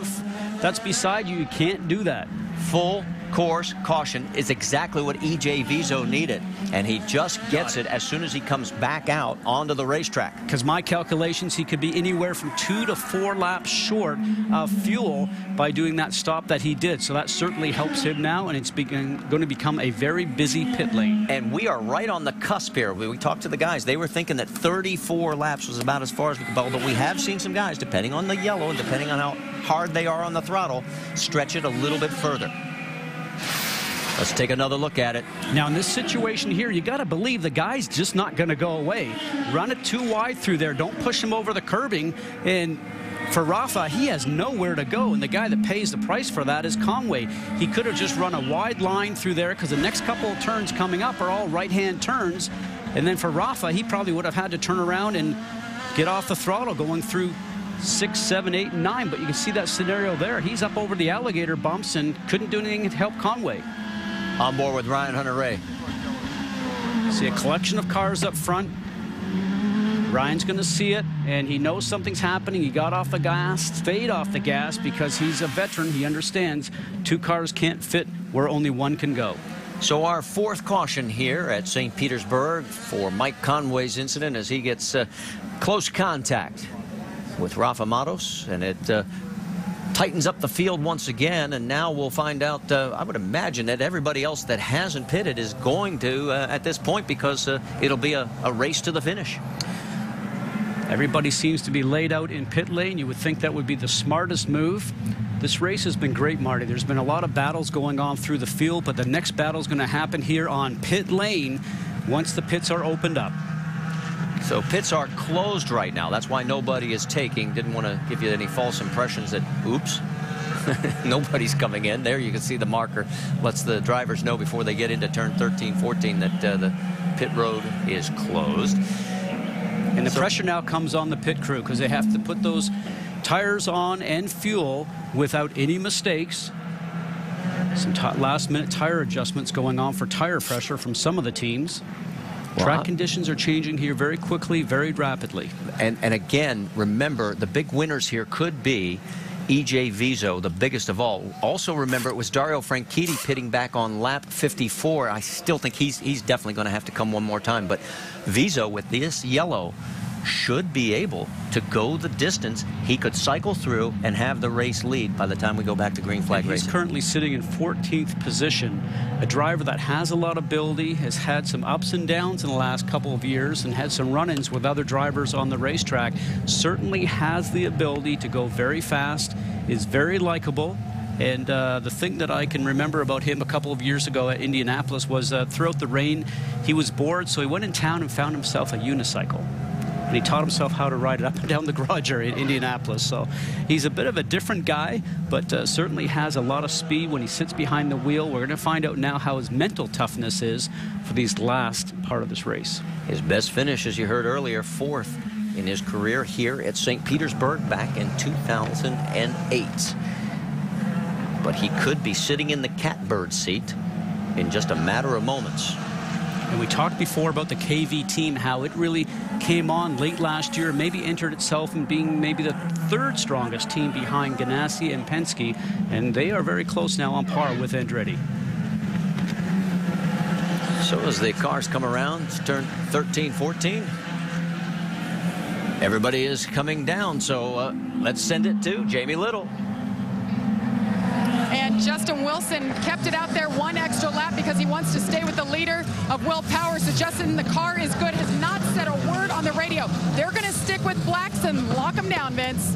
Will Power get the blacks on, the fresh blacks. He's led more laps than any other driver today, topping it off on fuel. He goes the distance from here, and he gets out first. Will Power will keep the lead at St. Pete. Race off pit road, as you can see, everybody falling into line. It can get very tricky here at St. Petersburg. It's very narrow. Now, we can tell you that several cars did stay out. So here is, as far as the race off pit road, Will Power, Ryan Briscoe, the big winner with 4 positions. And then on back, Di Silvestro loses 4 and Danica loses 2. Rick, give us an update on what happened on Danica's pit stop. Very clean pit stop, but notice that they are taking a gamble. They have put reds on. You see them right there, the red tires. They're gambling that that is going to be the strategy to go right now. Obviously, some of the other people not going that way. In fact, Simona Di Silvestro was trying to copy that strategy. At the last second, she decided not to put the reds on, but Danica's gone with them. It'll be interesting to see what that does in terms of her ability to keep up and then stay with the guys ahead.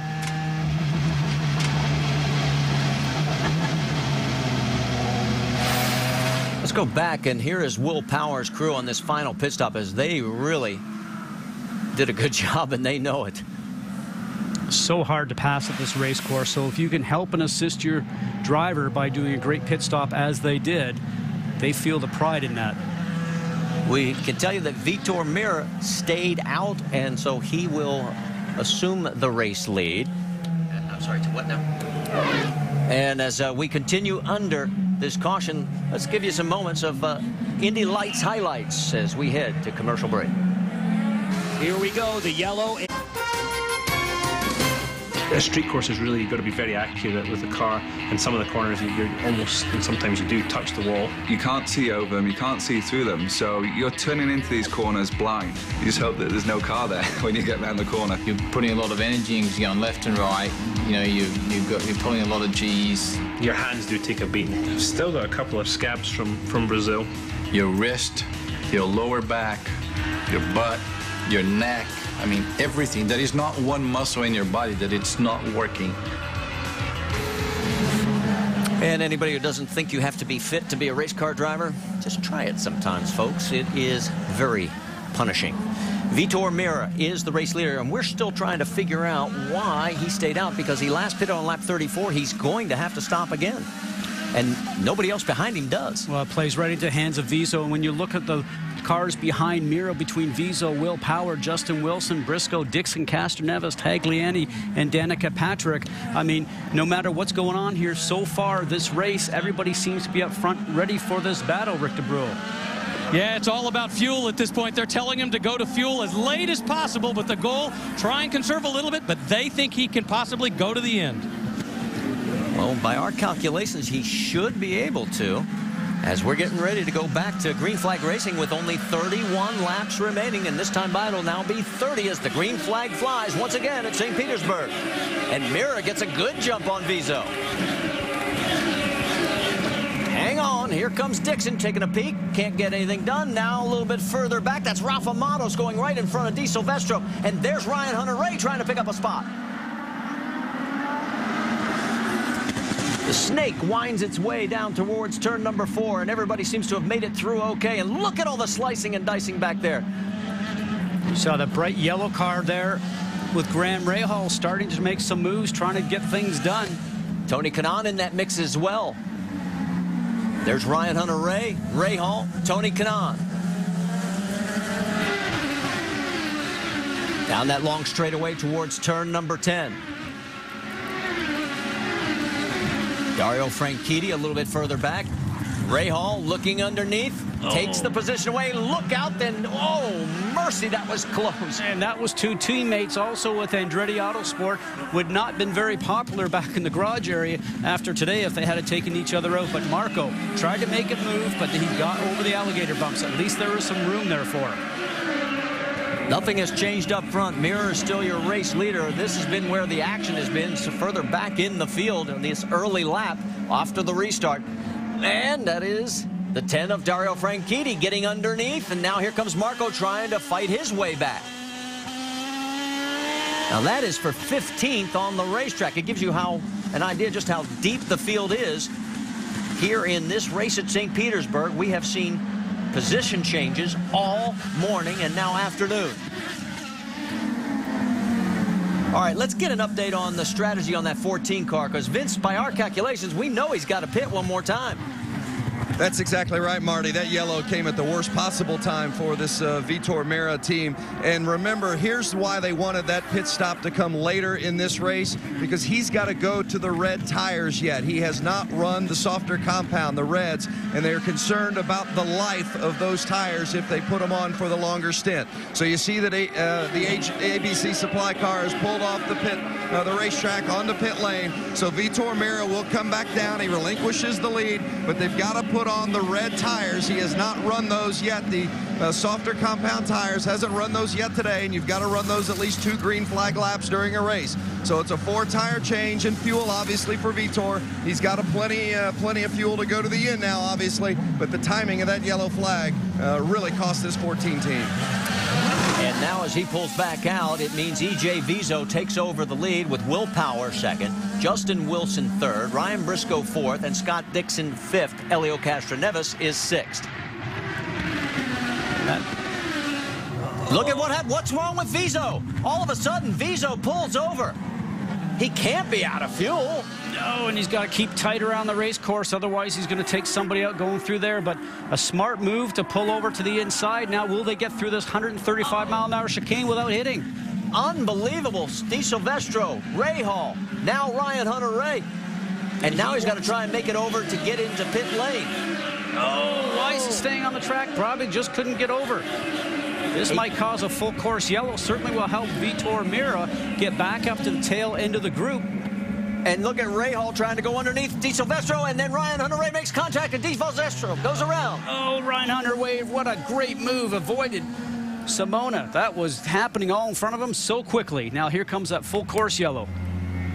Still green right now. They have not shown the full yellow. It's trying to see if she can get refired, and I don't think she stalled it. So without having the starter on board, she's going to need some help.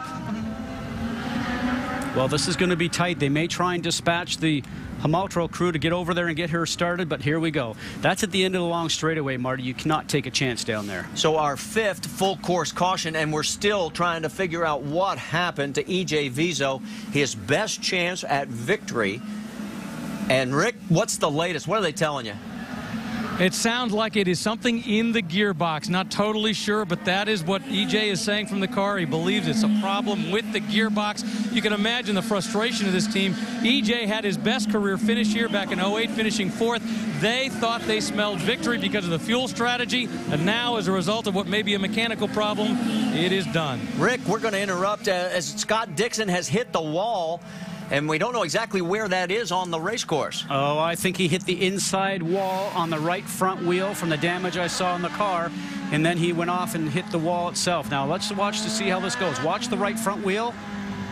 hits right there and goes off into the outside wall. We've seen that quite a few times with drivers here, because when the car sits stationary, you can see that the right front wheel has been broken. That's usually by clipping that inside wall. That is turn 9 2 years ago. The same thing happened to Tony Kanaan in a qualifying session. And look at the speed bumps that have occurred to some of our top names here.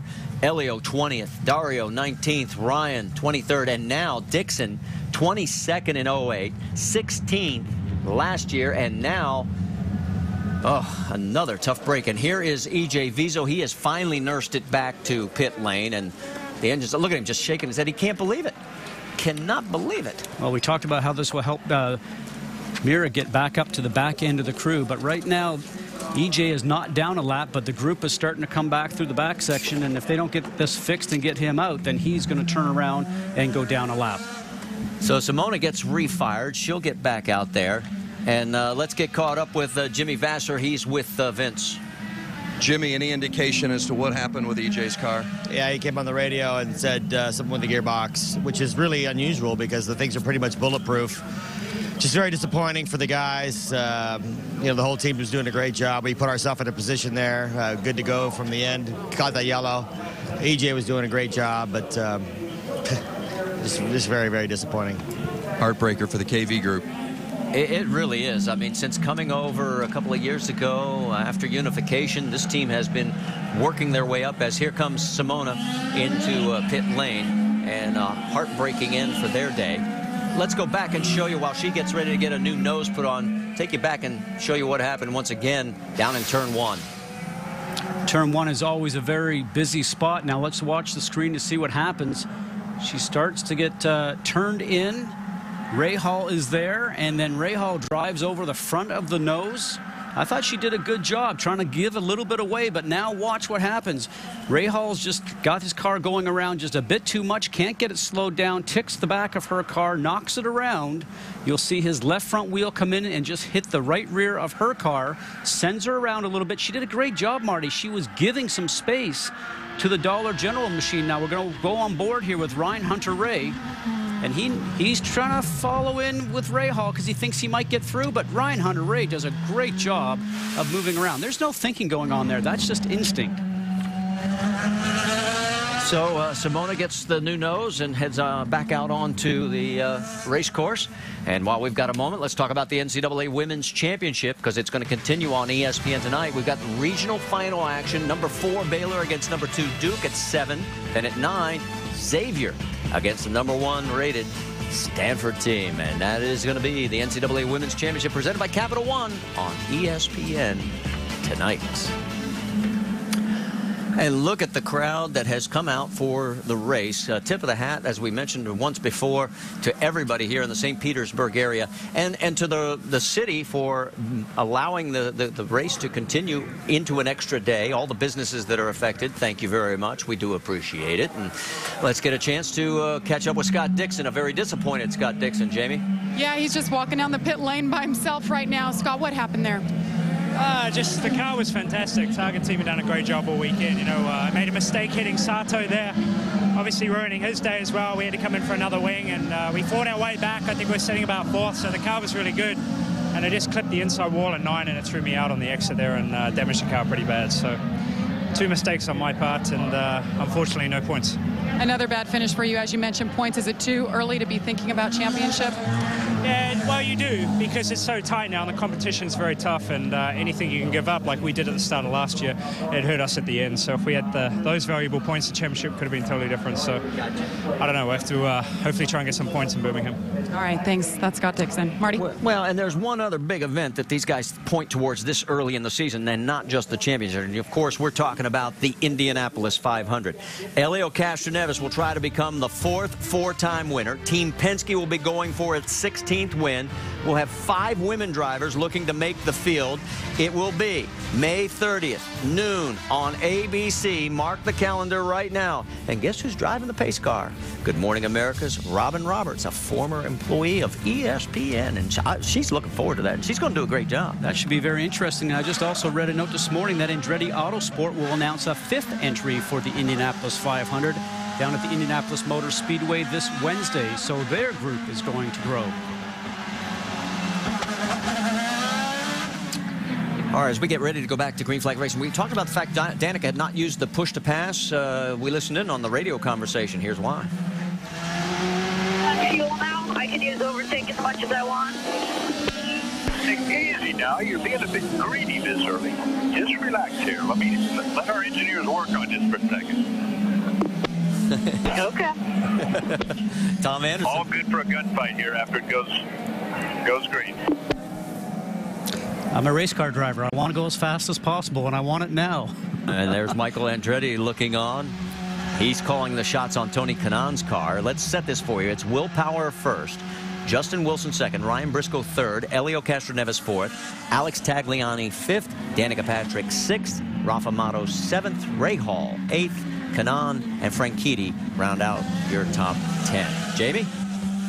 Well, I wanted to talk about push to pass and who else has a lot to use up, and that is Ryan Briscoe. Before it went green last time, they told him he had 18 left, and they expect him to use it. He is good on fuel. He has 4 blacks bolted on there. He has worked his way. Remember, he qualified poorly in the back. He has worked his way up to third, so keep your eye on the 6 car. Now the push to pass that are left are running across the ticker. So Briscoe now has used it 3 more times. He's down to 15. Castroneves has 13. Tagliani only has 8. Danica has 16 remaining. That gives you an idea of what that is at the top of your screen. Here we go. Will Power leads them out of turns 13 and 14. Green flag will be in the air, and we'll be back to racing here in St. Petersburg with 22 laps to go. Marty, I got to tell you, that is the most strung-out restart I have ever seen, and all those guys all the way behind Power need to learn what's going on, because you got to take advantage of it, as Danica Patrick is trying to do right now, and Alex Tagliani. Those guys just gave up a lot of real estate by not being in queue and tight going into the last turn. He tried to take a peek on the inside of Tagliani. Was not able to get it done. Now the snake down towards turn 4. They missed that bump down there at the beginning of the roadway because it is very severe. It can take your fillings right out of your teeth. And also been here since the very first time we came here in 2005. Heading down towards turn number 10, Will Power with Justin Wilson. Boy, with Dreyer Reinbold, love to see Wilson go to victory in his second race for that team. Third place, Ryan Briscoe. Remember, he won here last year. Here comes Briscoe. Right behind him, Elio Castroneves. Then Tagliani. Then Danica. And they're going by so fast I can't give you the rest of them as they zip on past us. All right, let's zero in on the battle for third because it's getting a little closer, although the teammates now space it out a little more. Castroneves, remember, he has won here twice, was not in this race last year because he was still dealing with his court case and missed this race completely. Got cleared of that and then showed up at Long Beach after the first day of practice. And certainly would like to come back here and have at least a podium finish. Another person looking for a podium finish, Danica Patrick.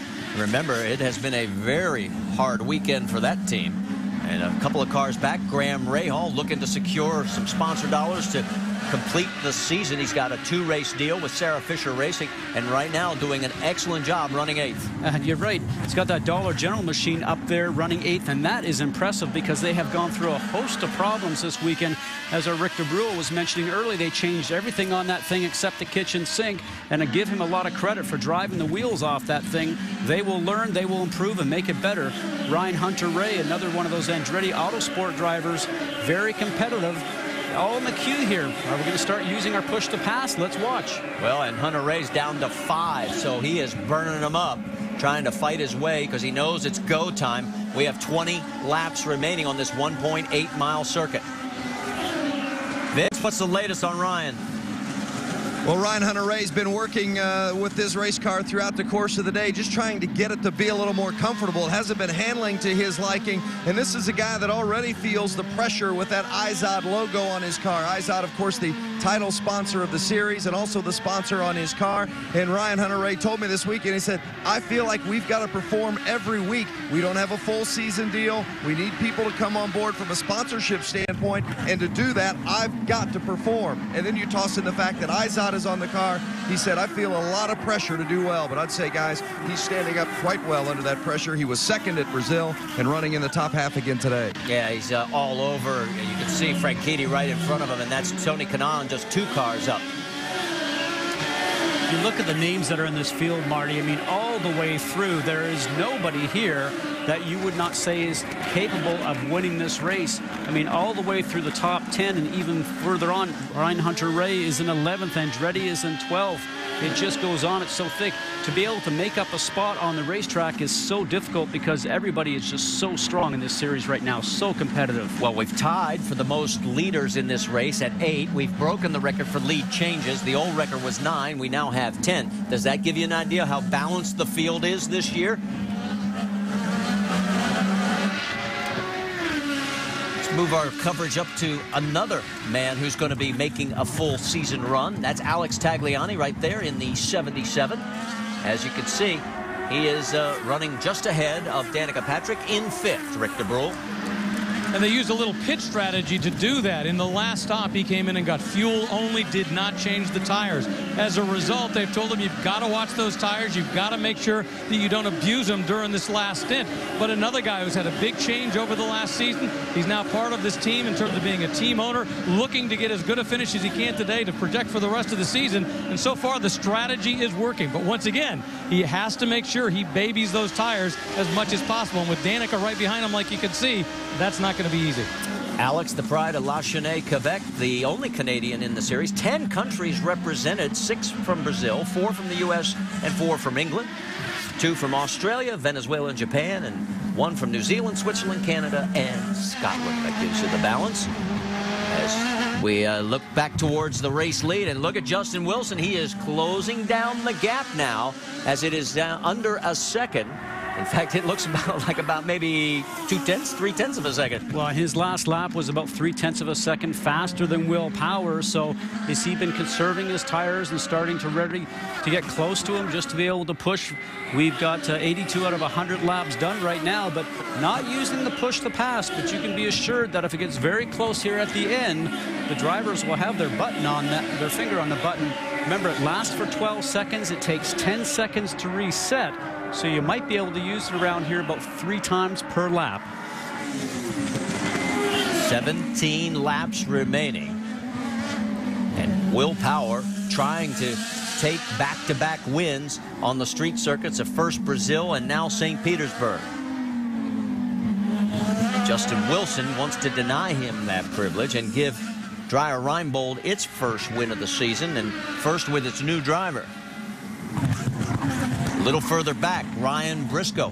Remember, he caught a break earlier in this race as he pitted, and then all of a sudden the yellow came out, allowed him to cycle through. Right behind him is Elio Castroneves in 4th, and we talked about Alex Tagliani in 5th. And right behind is the 7 in 6th of Danica Patrick, Rafa Matos in 7th, and Graham Rahal running in 8th, Tony Kanaan 9th, Dario Franchitti 10th. As we look at Danica Patrick there in her GoDaddy car, you have to think last year, how many times did she, a lot of times, qualify as the front runner for the Andretti Green Team last year, and now she's up front out of all 4 cars for Andretti Autosport. Many times her finishes were the best out of anybody on that team last year. There you see Tony Kanaan and Dario Franchitti. These guys, good friends off the racetrack, but right now, both of them trying to fight their way back and get back into the top 5 because they're running 9th and 10th, respectively. And the laps are winding down. Well, winding down, and this is a time in the race where you're sore, you've been bounced around here. It's a very bumpy street circuit. Your hands are sore, you're sweated in your suit. You're mentally starting to get drained, and you have to really focus on each individual turn, not to make a mistake, and push yourself to get deep down into the braking zone. Squeeze on the power as quickly as possible so you don't lose a gap getting onto the straight, as we're watching right there, and making sure that you can be as close to the competitor in front. So if that competitor bobbles, you can take advantage of it. Well, you know, we mentioned about trying to fight their way back into the top 5. Tony Kanaan is the only driver to actually run every lap of all 5 prior races here. He's always finished in the top 5 in the 5 prior events. And right now, finds himself 9th. He's got a lot of work still to do, and 15 laps remaining. We talk about being physically fit, and we just mentioned how tiring it is. Sometimes these are the races that you get out of the car and you just sit on the side of the cockpit and just sort of regain your composure because you are so physically beat up. On board again with Franchitti. His best finish here, second back in 2005. He also has a fourth and a fifth, but in 06, remember, he had a dismal race there, finishing 19th with some damage. Now, is he going to be close enough to go after TK down this front straightaway? Will he use the push to pass? And TK has not been that strong under the braking zone into one. Let's see what happens. Not close enough this time. And did not pull the trigger. TK knew he was looking, sort of ran a little bit of an earlier line going into turn one to use it a bit as a blocking routine. All right, let's check back in on the race lead. There is Will Power, and right behind him is Justin Wilson. And Justin, each lap seems to get just a little bit closer, and a lot further back is Ryan Briscoe and Elio Castroneves. Right now, if it stays green, it looks like it could be a two-car race between these two. And making up time, Marty, is so hard. You're pushing so much. Each individual turn, the car is on the limit of adhesion, and you have to make sure you find that adhesion just a little bit more, but not so much that the car comes out from underneath you. And Will Power knows that he's getting closer. He's on the gas very soon. Yeah, I was going to ask you if you thought they were maybe just sort of pacing a little bit right there, but that Will Power slide sort of showed you that, no, they've got the hammer down and they're going after it. Plenty of push to pass left, as we saw in that last graphic, so they'll be holding it to the very end. Remember, they need to think about if there is another yellow, they're going to want to have lots of push to pass left in the tank. So especially on the restart and for the first couple of laps around here, after restart, you want to be able to have lots of reserve. That last lap was Will Power's fastest of the race. That's how hard they're pushing. 1 minute, 3.89 seconds. Vince? Well, and remember, this is Will Power's first full season with Team Penske, and one of the reasons that he has come into such a comfort level is the man you see on the left-hand side of the screen, Dave Faustino. That's the engineer for Will Power. They worked together at Walker in 2007 and also at KV Racing in 2008, and in fact, Derek Walker recommended Faustino to Roger Penske. They went to Will Power and said, what do you think about bringing Faustino in to be your engineer? He said, absolutely, I'd love to work with him again. And Will cites that familiarity with Faustino as being one of the key reasons he's been able to transition to this team without missing a beat, and also helping the other drivers, Elio Castroneves and Ryan Briscoe. And if you ask Roger Penske, what's the secret to success? He will always answer first. It's about the people. And another person that is on that team from Walker Racing is Elio's engineer, Ron Brzezinski, who was also an engineer many years ago at Walker Racing. And you're right, it's all about the people and the harmony of how they work together.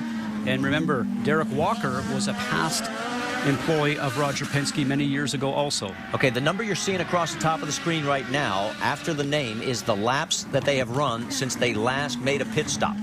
So that gives you an idea. You can see we move through the field. Should not be a problem as far as fuel for anybody up front. You can run it as hard as you want. They've all got enough gas to get her to the end.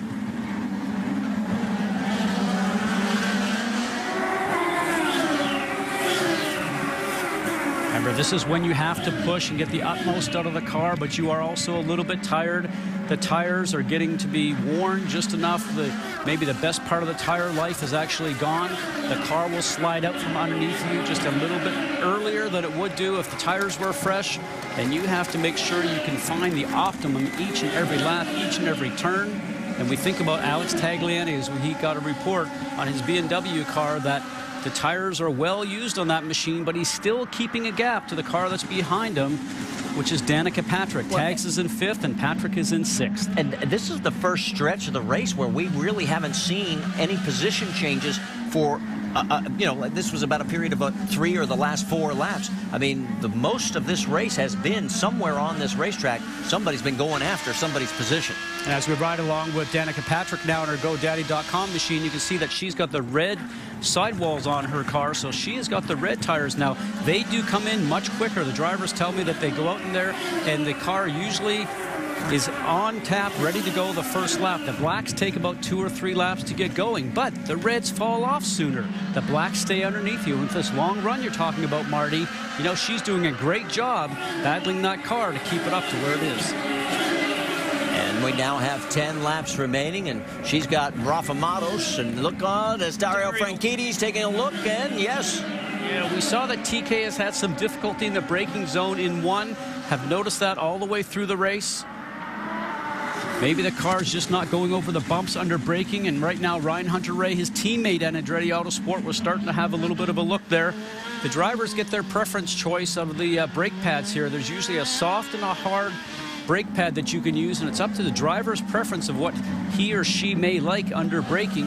You get to look at all the data that you have along with the engineers to see maybe what is the best ones for you to get down to the corner under braking. But right now, it doesn't seem like TK can really get that job done very well. Yeah, and it looks like his streak of top 5 finishes here is in jeopardy at St. Petersburg. As we mentioned, he's finished in the top 5 all 5 years of this event.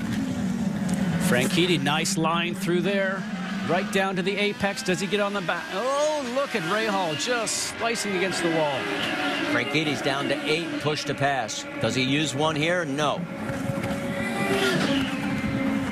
Let's get an update on Graham Rahal, Rick DeBrule.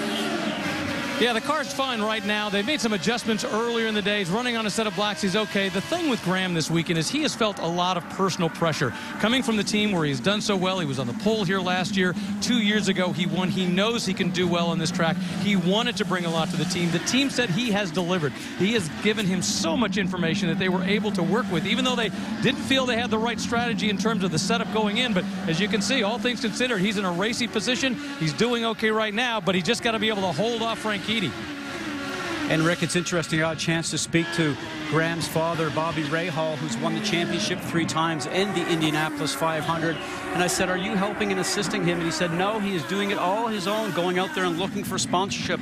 He has people working for him, but he's working with them, putting together the PowerPoint presentations. He's in the boardroom making the presentation itself. And he said, I'm quite proud of him, but if he's going to do it, he's got to learn to do it on his own. Watch Franchitti. Here comes Dario, takes a look underneath. Into the braking zone, into turn 1, and he picks up the position. So move Franchitti now up to 8th position.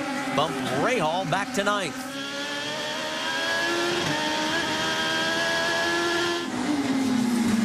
Danica Patrick still trying to hold off the ever-closing Rafa Matos, and now Dario Franchitti.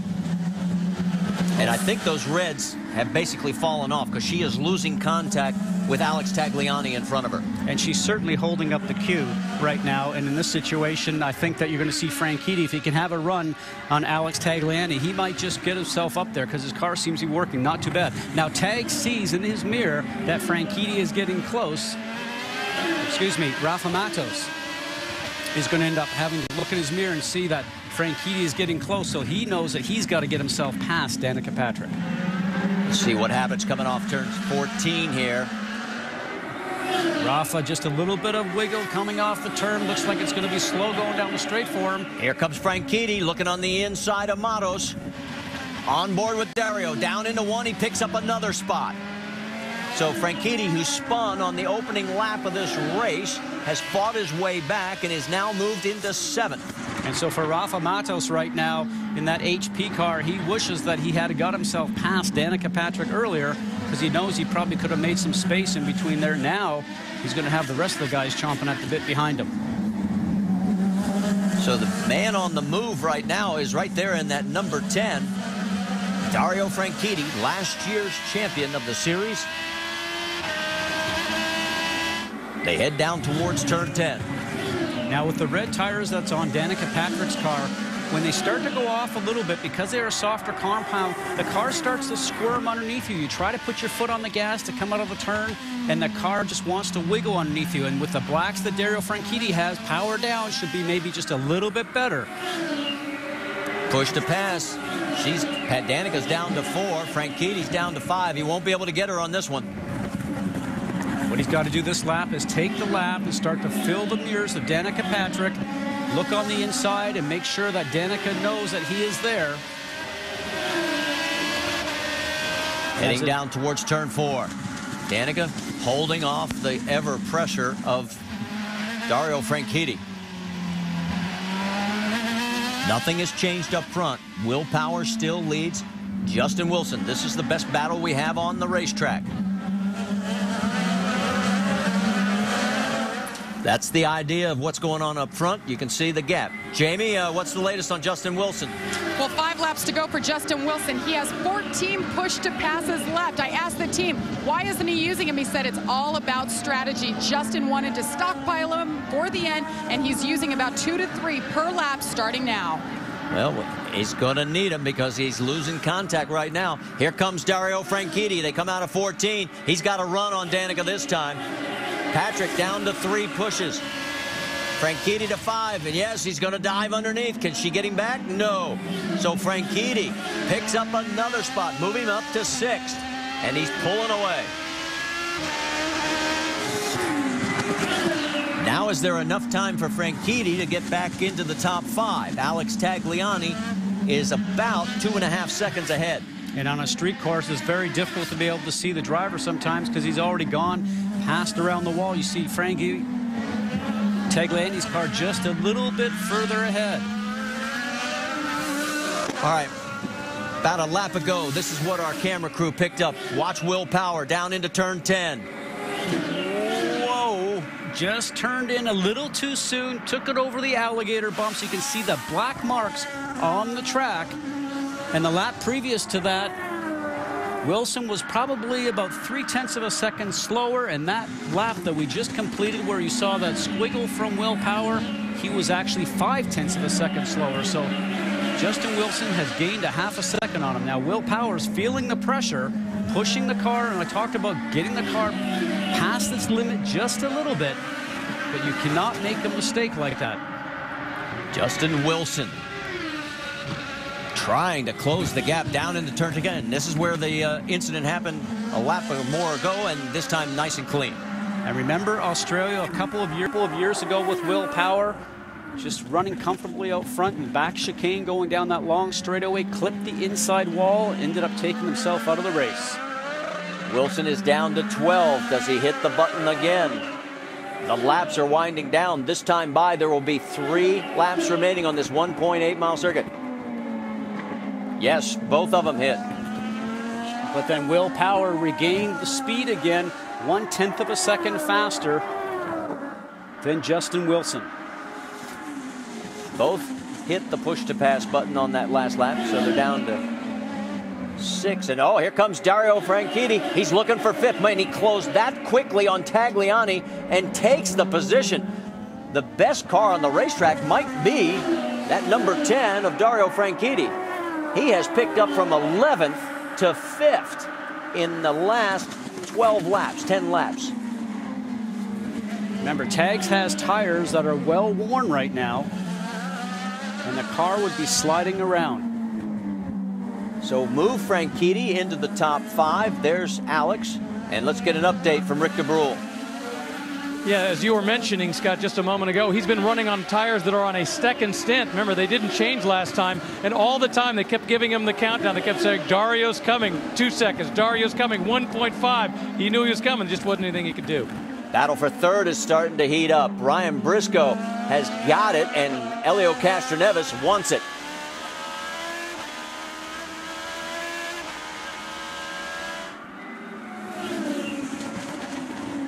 Two laps remaining. Elio putting pressure on Briscoe.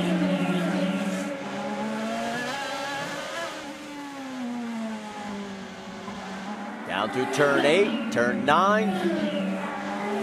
Not close enough. Oh, and he gets a little wheel spin.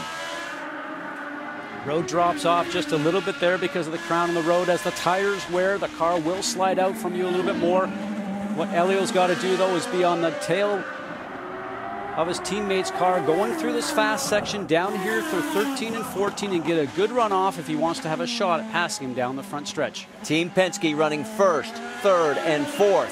There you see all 4 cars as the white flag comes out. 1 lap remaining for Will Power to make it 2 in a row and to make another statement that, boys, you're going to have to deal with me on the road and street courses if you want to go for the championship. Briscoe used another push to pass to hold off Elio. And the next place that he will use one will probably be down the side straight or on the front stretch coming out of the last turn. And look at the freight train now closing on Alex Tagliani. He is in 6th. There's Danica running in 7th. Rahal taking a peek underneath. Can't get it done on Rafa Matos. Then Tony Kanaan is behind Rahal. We can tell you that Danica Patrick has burned the final push to pass, so she's on her own from here on out, and those red tires have lost a lot of their grip. Meanwhile, here comes Will Power into turns 13 and 14 for Team Penske. Will Power is going to come home, back-to-back wins, his 3rd win in the Nice job, Mr. Power. Nice job. He won. Watch for the pass for 3rd, maybe? No. Good job, guys. Does he get him? No. They Great job come at across the the line with Briscoe holding off Castroneves. Here comes Tagliani as he comes around. It will be Dario Franchitti coming across the line in 5th in just a matter of a moment. Does she hold on to the position for 7th? Because here's Tagliani. Then it'll be Danica. Oh, yeah. Good job. Good job, kid. Good. Great job. Oh, that was really tough. So as they come across the line, Will Power picks up his 3rd IZOD IndyCar Series win in his 24th series start. 2nd win in a row, as we mentioned. And Penske finishes 1, 3, and 4. Only Justin Wilson denying them a sweep of the podium. Want to remind you, we're running just a tad long. NHRA 4-wide nationals are coming up immediately as soon as we get off the air. And you don't want to miss this, because in the funny car final, Ashley Force, Father John, 2 of the 4 competitors. And if you didn't see it yesterday or in qualifying on Saturday, 4 wide going down the quarter mile is pretty cool. Let's check in with Jamie Little. Clive, how the strategist for Will Power, 2 races, 2 wins this weekend. You guys did what most have never done, and that is dominate. You guys were at the top of the speed chart, start to finish. Where are you beating your competition? Well, you have a fast driver and you get lucky a few times. You know, it's been wet, 2 weekends in a row, so it mixes it up for everybody a little bit. But, it all boils down to the driver. It's a fast guy, You can make a lot of mistakes with a fast guy. Covers up a lot of stuff. All right, a little bit of luck, a fast driver, great race team. They are back home in victory lane, Marty. And it's only the 2nd time in series history a driver has opened the season with back-to-back wins. The last to do it, a young man by the name of Sam Hornish Jr. back in 2001. Will making his way back down pit lane. There is Danica climbing out of the cockpit of her car. And not a bad performance for Danica today. Remember, she started 21st. The car was not handling all that well. Comes back to finish in 7th. And again, she's the top driver from Andretti Autosport, as we mentioned. Top driver many times last year, and she finished 5th in the points championship. So great job for her this weekend. But the man of the hour is Will Power. And it's 2 in a row. As we said, he is making a statement with 9 races in the series this year on the street and road courses. He has inserted himself as one of the guys, if indeed the guy, to beat. I mean, we get ready for Indianapolis, of course, but right now he is on a streak. Well, on these road and street circuits, I think absolutely. Kansas might be a little bit different. His teammates might have more experience there, but everybody in the paddock knows that this is a very special talent behind the wheel. Well, if he can get better on the ovals, he's going to be a holy terror, so to speak, because right now he is the man on the road and street circuits. Vince, let's send it down to you.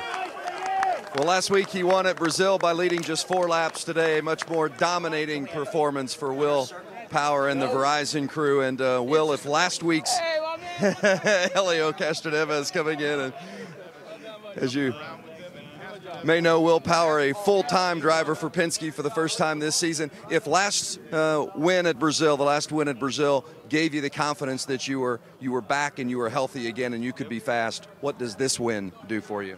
Oh man, it's just great. It's Verizon's first year and first full season, and we're out to win the championship. So really happy for all the Verizon guys and my crew, and perfect pit stop, good race, perfect weekend, pole and a win. Can't get much better than that. Late in the race after that final pit stop, EJ Viso was ahead of you there. What went through your mind as you saw him start to slow down? Yeah, well, I knew he had to save fuel, but then he had a problem in the end anyway. But, yeah, man, that was close. Yeah, it sounded like his gearbox broke, and, you know, I didn't want to nail him from behind. I knew Wilson would be coming, so I picked a side and went for it. Will Power, the winner at St. Petersburg. Let's go to Jamie Little. And Justin Wilson finishes second, says, do I really have to go behind him again? Yes, you finished second. Take us through this race, though. You had a different strategy working than the winner, Will Power.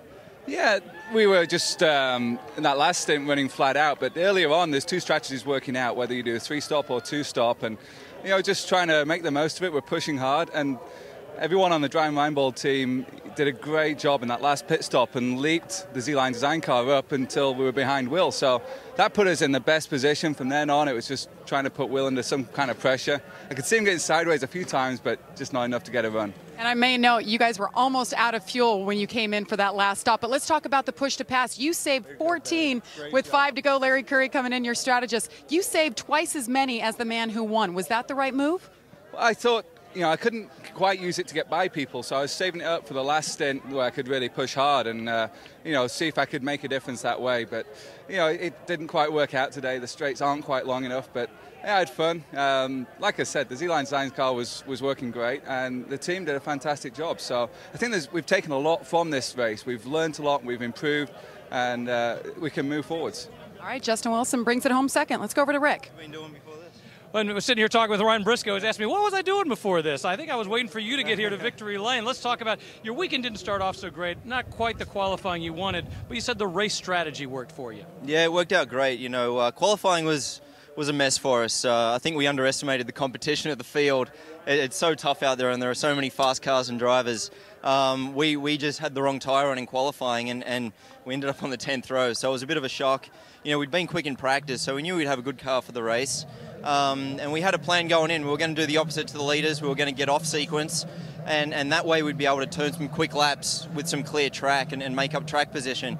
And it worked out beautifully for us. You know, we pitted early, got out there on my own, and it was tricky while it was still a bit damp, but we kept all 4 wheels on the island, and you know, it felt great at the end of the race to be up the front there in the top 3, and really happy for Will Power as well. Don't you love when you have a plan and it actually works? Yeah, it doesn't always work that way, but you know, after Brazil, I was just telling myself to be a bit calm out there, and we need to get the points for the championship, and hopefully we can get them back one race at a time here. Just got to knock off that teammate of yours. Yeah, well, he's doing a great job, and we're all learning from each other, and I'm learning a hell of a lot from him too. All right, over to Vince. With Helio Castroneves as Team Penske gets 3 of the top 4 spots today. You just missed podium with a 4th place finish. What did you need in your car that maybe you just didn't quite have to get to the podium today? Well, man, hold on. There's a little bug here. You don't want the bug go in your mouth. Well, don't throw it at me. No, sorry.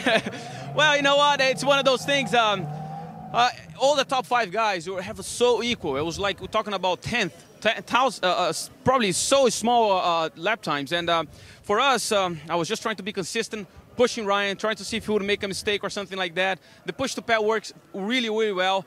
But again, when you got in that side of the field, you know, it was really, really hard to keep it up. But Will did a great job, Wilson as well, and my teammate Ryan. So now we'll keep going like that. We'll keep working, getting points, which is very important for the championship. We just have to stop the guy, man. What's going on with Will Power? He has too much power. We have to stop that. He's got all the power. He's Will Power. Nice run for Helio Castroneves today. Finishes 4th. Jamie? And Danica, great day considering she started 21st. She ends up 7th. Talking it over with your crew. New race strategist, just second race together. What do you think of the calls and how you guys communicated today? Yeah, Tom Anderson, he's calling my races now, and everybody did a great job. I mean, we were definitely starting in the back, and we had to take some chances, and you know, probably one of the first chances we had to take on the GoDaddy car was having those black tires on when it was still wet out, which those things were taking like 4 or 5 laps to come in when the track was good and fine and hot outside. So, you know, I was way too conservative. I just didn't want to do something dumb in the first 10 laps. And, you know, then it was just about saving fuel. So we saved a bunch of fuel, and luckily we were able to go through and stay out there till that last yellow, because or the second to last yellow, because you know, they had told me L3, L2, L1 again, stay out there, and that's when the yellow came out. So you know, it was really good to get to go to Indycar. A decent finish today, and you know, we want more still, but we were working out there on those reds, man. They didn't last very long, but you know, I did everything I could to maintain the grip level, taking it easy through the fast corners, and I know I was holding up a big line of cars, but you know, it's what I had to do, and I got into position and I maintained. All right, that's Danica Patrick. Let's go to Rick. And one of those cars able to get by, Dario Franchitti. You know, it wasn't a great weekend, but all things considered, it didn't end too badly for you. No, with me screwing up on the first lap there and then getting a flat tire later on in the race there, to come back for a 5th place finish, we'll take it. Great job by the Target boys today in the Cottonelle car, and we did our best, and we'll come and try and get them next week. All right, Dario Franchitti, not too bad. Well, let's take a look at our IZOD IndyCar Series point standings, because that man right there, Will Power, is in command right now. But look at the log jam for second place. Dario, Ryan Hunter-Reay, Justin Wilson, all 44 markers behind. You can see that Rafa Matos is in 5th, on down through 10th place to Danica Patrick. So, quick thought. Will Power is here. 2 more road courses before we go to Oval, and he's going to learn a little bit come Oval time, and especially at Indianapolis, but he is certainly going to be in contention. And of course, Indianapolis, May 30th. Our next action will be at Kansas, May 1st at 1:30 p.m. Eastern on ABC. Congratulations once again to our race winner, Will Power. And coming up next, the NHRA 4-Wide Nationals. You don't want to miss this. If you didn't see it yesterday or on qualifying Saturday, it was spectacular. For our entire ESPN crew, Scott Goodyear, Rick DeBrule, Jamie Little, Vince Welch, I'm Marty Reed. Till we meet again, bye for now.